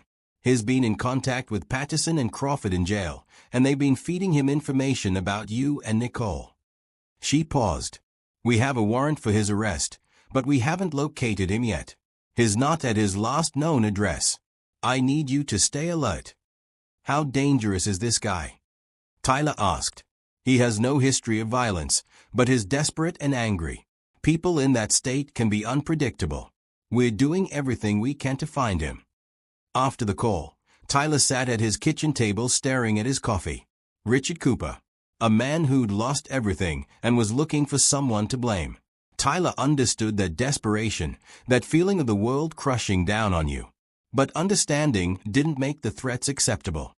Tyler had scheduled a community meeting for that afternoon at Riverside Meadows. It was supposed to be about planning a holiday food drive, but now it felt like it might be something more. He called Nicole. The police identified the guy making threats. They haven't caught him yet, but they have a warrant. Tyler filled her in on the details. "Tyler, maybe we should cancel the meeting today. If this man is still out there somewhere, gathering a bunch of people could be dangerous." "Or it could be exactly what we need," Tyler said, an idea forming. "These threats are designed to isolate us, to make us feel vulnerable and alone. What if instead of hiding, we show this guy that we're not alone, that we have a whole community standing with us?" That feels risky. Everything about this situation is risky. But I'm tired of being scared, Nicole. I'm tired of letting these people control how I live my life. Sophie's not in her own bed because we're afraid. That has to stop. Tyler took a breath. "I think we need to face this head-on, together, with everyone who's offered to support us." There was a long pause. Then Nicole said, "Okay, but I'm calling my father and his security team. If we're doing this, we're doing it safely." The community room at Riverside Meadows filled up by 3 o'clock. Over 100 people crowded into the space. Residents from the apartment complex, employees from Mitchell Technologies, parents from Sophie's School, participants from the Second Chance Initiative, volunteers from the various community programs Tyler had helped create. Even Principal Andrews and several teachers showed up. Harrison Mitchell stood near the back with his security team, arms crossed, watching everything carefully. Nicole sat in the front row, her expression nervous but determined. Tyler stood at the front of the room and looked out at the faces. People who'd become friends, who'd become family over the past 3 months. People whose lives had intersected with his in meaningful ways. People who'd shown up when it mattered. "Thank you all for coming," Tyler began. "I know this was supposed to be about holiday planning, but something more important is happening. Many of you know I've been receiving threats over the past week. Someone who blames me for helping Nicole, who wants to punish us for standing up against violence and hatred." He paused, choosing his words carefully. "The police are handling it. They've identified the person and they are looking for him. But I wanted all of you here today because you represent something that matters more than any threat. You represent community. You represent people choosing to stand together instead of being divided by fear." Mrs. Peterson raised her hand. Tyler, we're with you. Whatever you need, this community is here. Others called out agreement. Tyler felt emotion building in his chest. I've learned something important over these past months. One person can make a difference, but a community can change everything. When I helped Nicole in that parking garage, I was one person taking a stand.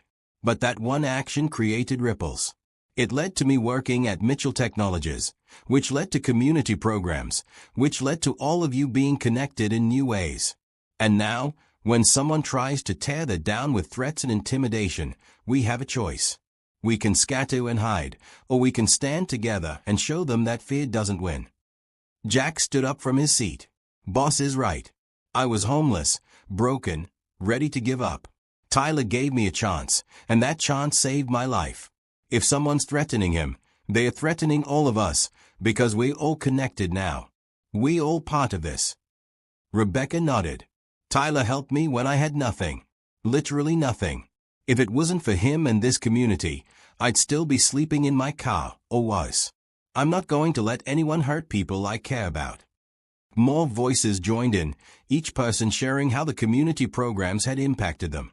The room filled with stories of second chances, of unexpected kindness, of lives transformed by people choosing to help instead of looking away. Tyler was about to respond when the door at the back of the room opened. A man walked in, thin and disheveled, wearing a stained jacket. His eyes were wild, scanning the room until they landed on Tyler and Nicole. Harrison's security team moved immediately, positioning themselves between the man and the crowd.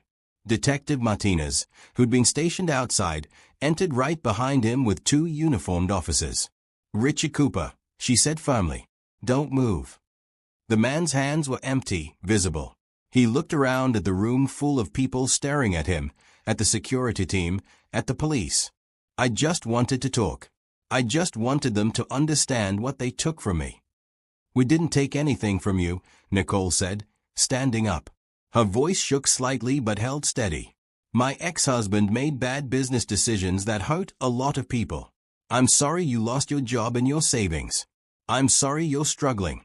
But threatening me, threatening Tyler and his daughter, that's not going to fix anything. You people don't understand what it's like. Cooper's voice broke. I had a life. A family. Everything fell apart and nobody cared. Nobody helped. Tyler stepped forward slowly, hands raised peacefully. You're right. When the world falls apart, it feels like nobody cares. I know that feeling. I was barely surviving 3 months ago, working a job that barely paid rent, raising my daughter alone, wondering how I'd make it through another week. He gestured to the room. But then people helped me. Strangers became friends. A community formed around supporting each other. That's what we're trying to build here. Not perfection, but connection. Not everyone having everything, but everyone having someone. It's too late for me, Cooper said, his shoulders sagging. It's not, Jack called out. I was living in a shelter 4 months ago. Now I have a job, an apartment, a future. Tyler gave me that chance. This community gave me that chance. We can do the same for you if you let us. Detective Martinez moved closer to Cooper. Richard, you're under arrest for harassment and making terroristic threats. But after you've dealt with the legal consequences, these people are offering you a path forward. That's more grace than most people get. Don't waste it. Cooper didn't resist as the officers handcuffed him. As they led him toward the door, he looked back at Tyler. I'm sorry. I'm so sorry. I was just so angry and desperate. I understand, Tyler said quietly. After you've done your time, if you want help getting back on your feet, call me. We'll figure something out. The room was silent as the police escorted Cooper out. Then, slowly, people began talking, processing what had just happened. Harrison Mitchell approached Tyler with an expression of disbelief. You just offered to help the man who threatened your family, Harrison said. He's a broken person who made terrible choices because he couldn't see any other options, Tyler replied. I could have been him if you hadn't given me a chance. If Nicole hadn't encouraged me to take it. If this community hadn't supported me. Cooper needs consequences for what he did, but he also needs hope. We can give him both. Nicole took Tyler's hand. That's why I love you. That's why we all believe in what you're building here. You see people, not just their mistakes. The community meeting continued after the dramatic interruption. They planned the holiday food drive, organized volunteer schedules, and discussed expanding their neighborhood watch program. But more than logistics were accomplished that afternoon. Something intangible but powerful had formed. A group of people who'd come from different backgrounds, different struggles, different stories, had chosen to stand together when it mattered. As the meeting broke up, people approached Tyler one by one, thanking him, offering continued support, sharing how inspired they were by his willingness to help even the person who'd threatened him. Principal Andrews pulled Tyler aside. "Mr. Harrison, what happened today is exactly the kind of lesson I want students at our school to learn. Standing together against fear. Offering grace even to those who've wronged us. Would you consider speaking to our students about community and courage?" "I'd be honored," Tyler said. That evening, Tyler picked up Sophie from Beth's house and brought her home. She ran through the apartment touching everything, clearly relieved to be back in her own space. "Daddy, is the bad man gone?" she asked as Tyler tucked her into bed. "He is, baby. The police have him. And he's going to get help so he can make better choices. Are you going to help him like you help other people? Maybe someday, after he's learned from his mistakes and is ready to change." Sophie considered this seriously. "Mommy used to say everyone deserves kindness, even when they are not nice. Is that what you're doing?" Tyler kissed her forehead. "That's exactly what I'm doing. Your mommy was a wise woman." After Sophie fell asleep, Tyler stood in her doorway watching her breathe peacefully in her purple-starred room. His phone buzzed.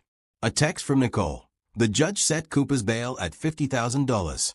He can't make it, so he'll stay in custody until trial. We're safe now. Can I come over tomorrow? I want to talk about the future. Our future."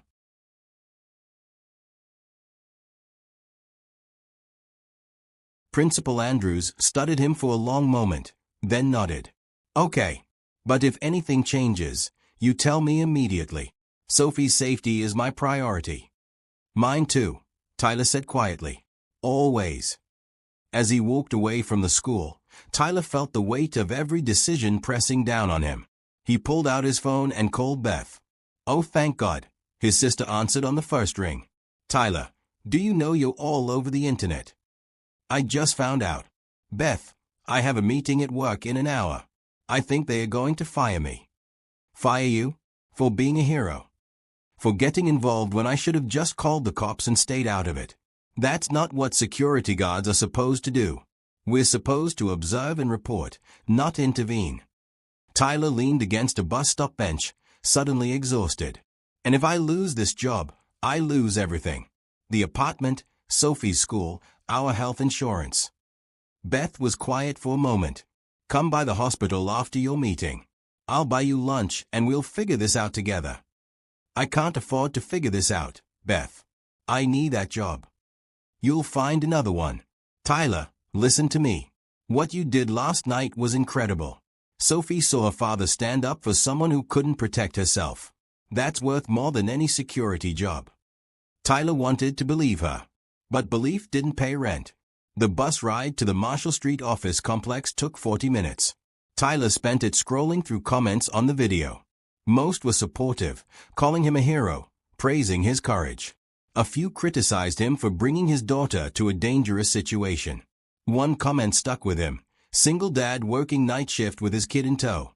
This man is barely surviving and still found it in himself to save a stranger. America needs more people like this." It was true. He was barely surviving. And now even that might be taken away. The security office was on the ground floor. Tyler's supervisor, a former cop named Greg Patterson, sat behind his desk with his arms crossed. He was a thick man in his 50s with a gray mustache and perpetual scowl. "Sit down, Harrison," Greg said, not looking up from his computer. Tyler sat in the plastic chair across from him and waited. His leg bounced nervously. "You know why you're here." Greg finally looked at him. "I intervened in a situation last night instead of waiting for police. You put yourself and your daughter in danger. You exceeded your authority as a security guard. And you made this company liable for whatever happened in that garage. Greg leaned back in his chair. What were you thinking? I was thinking a woman was about to be seriously hurt, and I was the only person who could stop it. Tyler's voice came out stronger than he expected. I was thinking my daughter was watching, and I needed to show her that we don't ignore people in trouble. Noble. Stupid, but noble. Greg pulled up something on his computer. Corporate called me this morning. They've seen the video. They are concerned about the liability, about the precedent this sets. Tyler's heart sank. I understand. When do you need me to clear out my locker? Greg blinked at him. Clear out? I'm not firing you, Harrison. I'm suspending you for 3 days while corporate reviews the situation. With pay, since you were technically on duty. But I need you to understand something. If you do anything like this again, I can't protect you. Next time, you call the cops and you wait. That's the job. You got me. Relief flooded through Tyler, so suddenly he felt dizzy. Yes, sir. Thank you. Don't thank me yet. Corporate might still decide to let you go. Go home, spend time with your daughter, and wait for my call. Greg's expression softened slightly. Between you and me, what you did took guts. I'm glad that woman is okay. But guts don't pay the bills, and this job has rules for a reason. Tyler stood up, shook Greg's hand, and walked out of the office in a daze. 3 days. Suspended with pay. It wasn't fired, but it wasn't safe either. He needed to start looking for backup jobs, needed to figure out what he'd do if corporate decided he was too much of a liability to keep around. He was halfway to the bus stop when he saw it. A black luxury sedan parked at the curb with tinted windows. As Tyler approached, the back door opened, and a man in an expensive suit stepped out. The man was in his early 60s, with silver hair and sharp blue eyes that assessed Tyler in an instant. He extended his hand. Mr. Harrison? My name is Harrison Mitchell. I wonder if you might have a few minutes to talk. It's about my daughter. Tyler stopped walking. His daughter. The woman from last night. Nicole Mitchell. Suddenly, everything clicked into place. The nice car, the designer purse, the way she'd been so careful with what information she gave the police. Tyler shook the man's hand, noticing the firm grip, the expensive watch, the way the man carried himself with absolute confidence.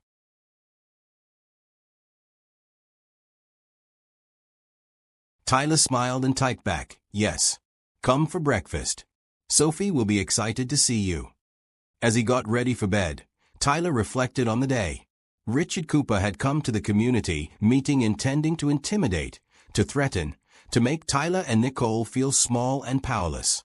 Instead, he'd walked into a room full of people who refused to be divided by fear.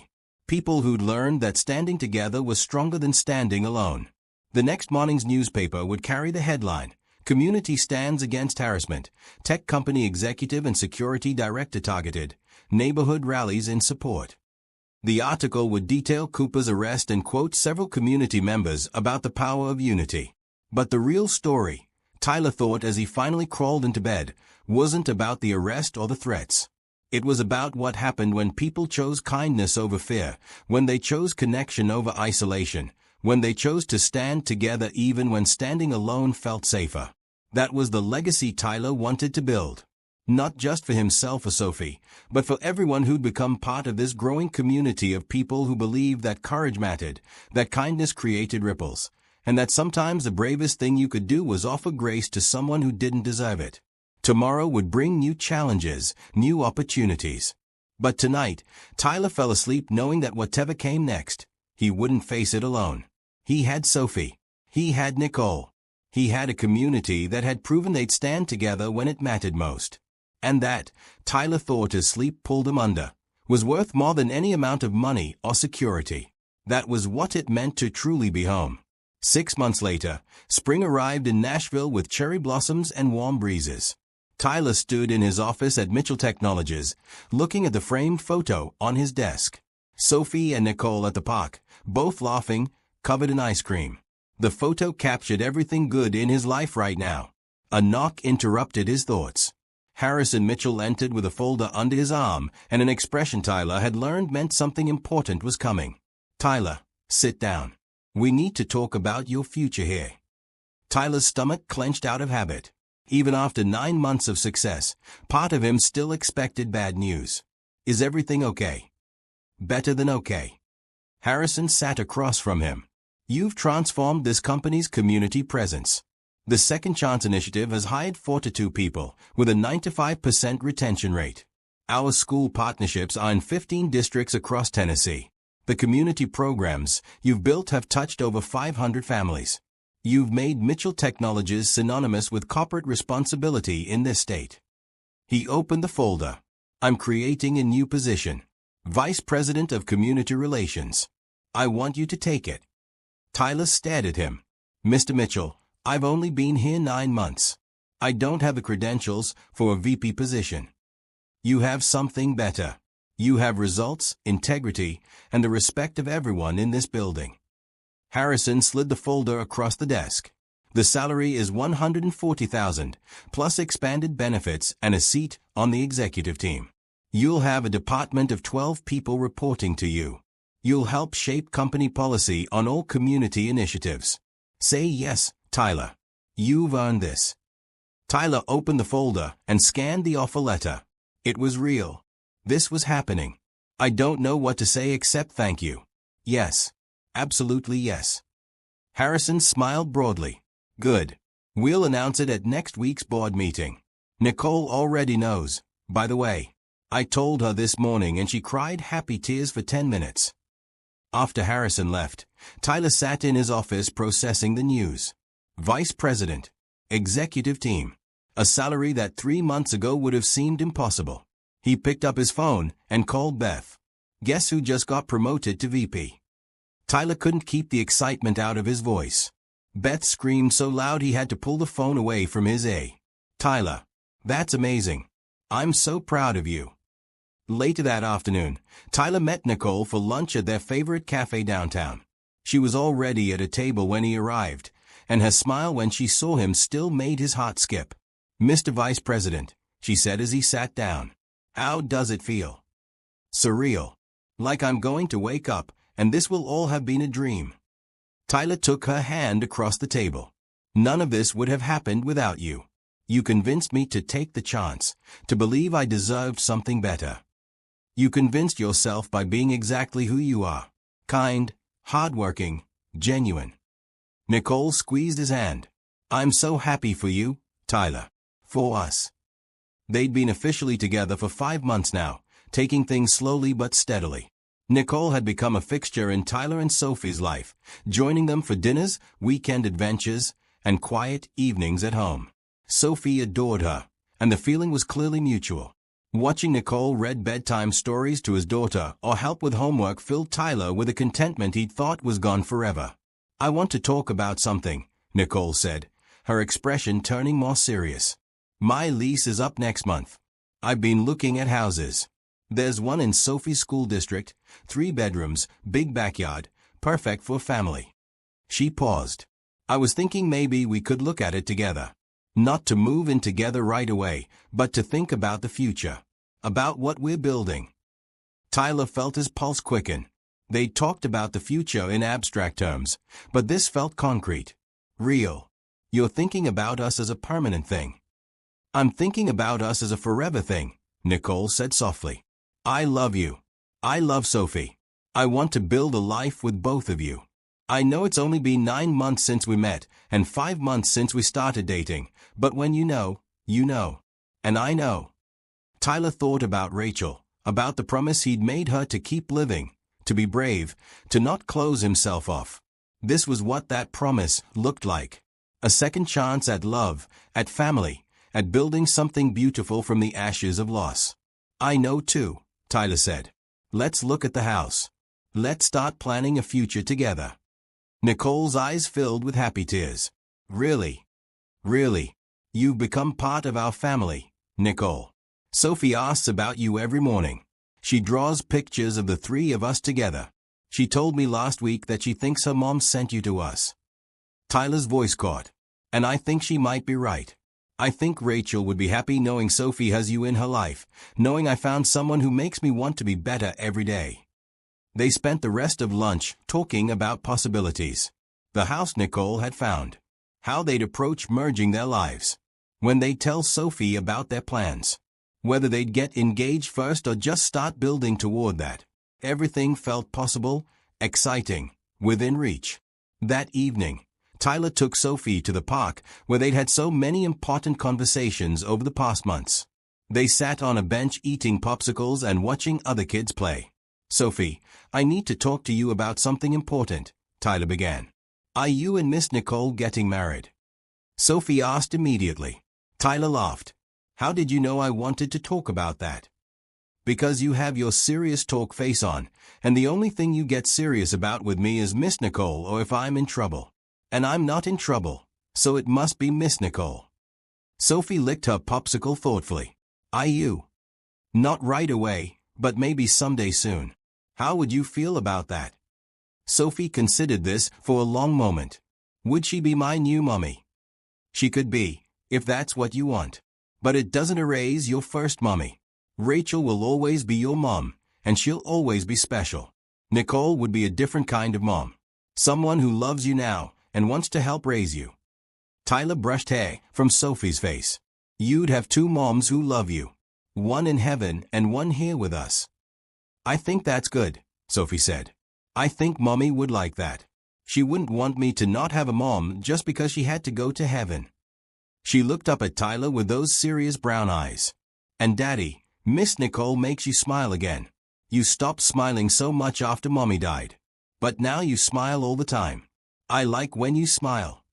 Tyler pulled his daughter into a hug, blinking back tears. "When did you get so smart?" "I've always been smart. You just forget sometimes." Over the next month, life continued to unfold in beautiful ways. Tyler officially started his new role as vice president. His team of 12 included several people from the Second Chance Initiative who'd proven themselves in entry-level positions and were ready for more responsibility. Jack became his right-hand person, managing day-to-day operations while Tyler handled strategy and executive decisions. The house Nicole had found closed escrow with her as the sole buyer, but they'd made the decision together, picking paint colors and planning how to set up Sophie's room. They weren't living together yet, moving slowly for Sophie's sake, but they were clearly building toward that future. The community programs continued to expand. Tyler's mentorship program was now in 20 schools across Middle Tennessee.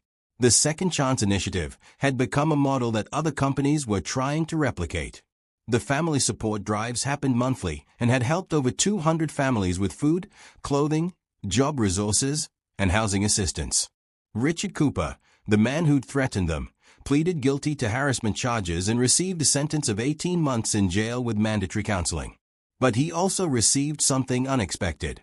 A letter from Tyler offering him a chance at the Second Chance Initiative when he was released, if he completed his sentence and counseling successfully. Cooper wrote back thanking him and committing to do exactly that. "You really are going to help him?" Nicole asked when Tyler showed her Cooper's letter. "Everyone deserves a chance to change," Tyler said. "He made terrible choices, but he's paying for them. If he's willing to do the work to become better, I want to be part of that." In early May, Tyler and Nicole took Sophie to the Nashville Zoo for what was supposed to be a regular family outing. They walked through exhibits, bought overpriced snacks, and laughed at the antics of the penguins. But when they reached the giraffe exhibit, Tyler's favorite spot, he stopped. "Sophie, remember when we came here with Miss Nicole the first time? You said giraffes were pretty like her." Sophie nodded, suddenly looking suspicious. "Why are you asking about that?" Tyler knelt down on one knee. Nicole's hand flew to her mouth. Around them, other zoo visitors stopped to watch. "Because your daughter was right. Nicole is as beautiful and graceful as any giraffe." Tyler pulled a small box from his pocket. "Nicole Mitchell, you saved my life just as much as I saved yours that night in the parking garage. You gave me hope, a future, and a reason to believe that good things can happen to people who keep trying. You've loved Sophie like she's your own daughter. You've made our house feel like a home. Will you marry me?" Nicole was crying before he even finished the question. "Yes. Yes, of course yes." Tyler slipped the ring on her finger, and Sophie launched herself at both of them, creating a three-person hug while zoo visitors applauded. It was perfect. Not fancy or elaborate, but real and full of love and exactly right for who they were. The wedding planning happened quickly. They didn't want something big or showy. Just a small ceremony with the people who mattered most. They set the date for late June, giving them 7 weeks to prepare. Beth cried when Tyler told her. Harrison Mitchell offered to pay for everything, but Tyler and Nicole declined, wanting something simple that reflected their values.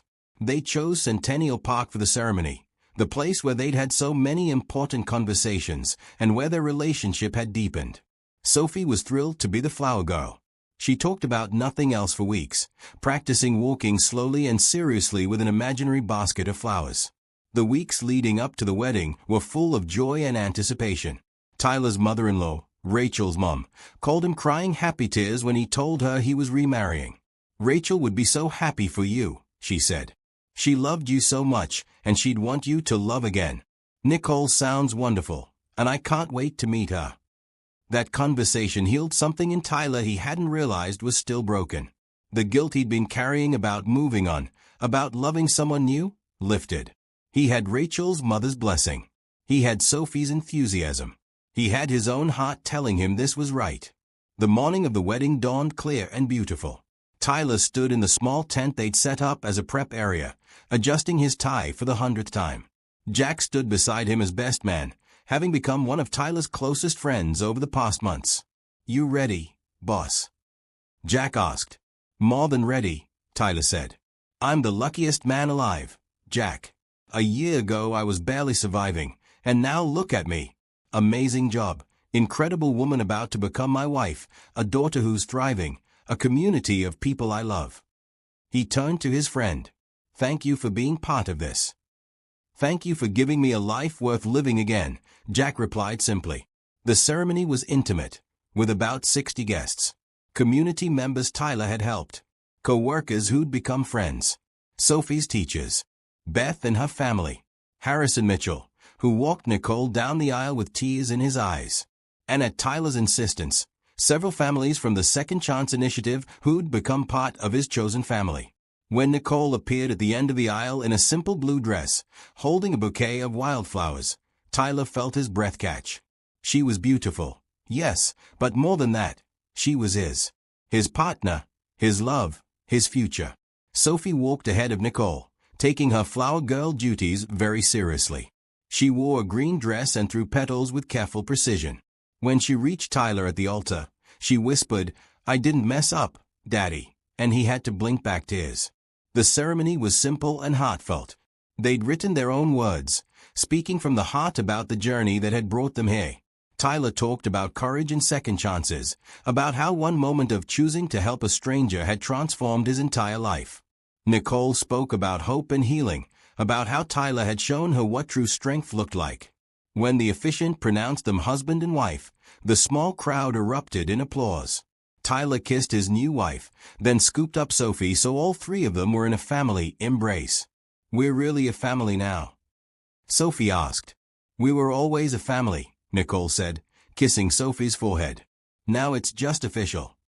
The reception was a potluck in the park, with everyone contributing food and stories. People stood up spontaneously to share how Tyler and Nicole's programs had impacted them. Rebecca talked about going from homeless to having her own apartment and starting college classes. Marcus Chen spoke about how the Second Chance Initiative had given him back his dignity after his brother's addiction struggles. A mother from Sophie's school described how the mentorship program had transformed her struggling son into a confident student. As the sun set over Nashville and the reception wound down, Tyler stood with Nicole, watching Sophie play with other kids on the playground. His wife. He had a wife again. A family. A life full of purpose and love and community. "What are you thinking?" Nicole asked, leaning into him. "I'm thinking about that night in the parking garage. How scared I was. How I almost didn't get involved because I had so much to lose." Tyler wrapped his arm around her. "If I'd walked away that night, none of this would exist.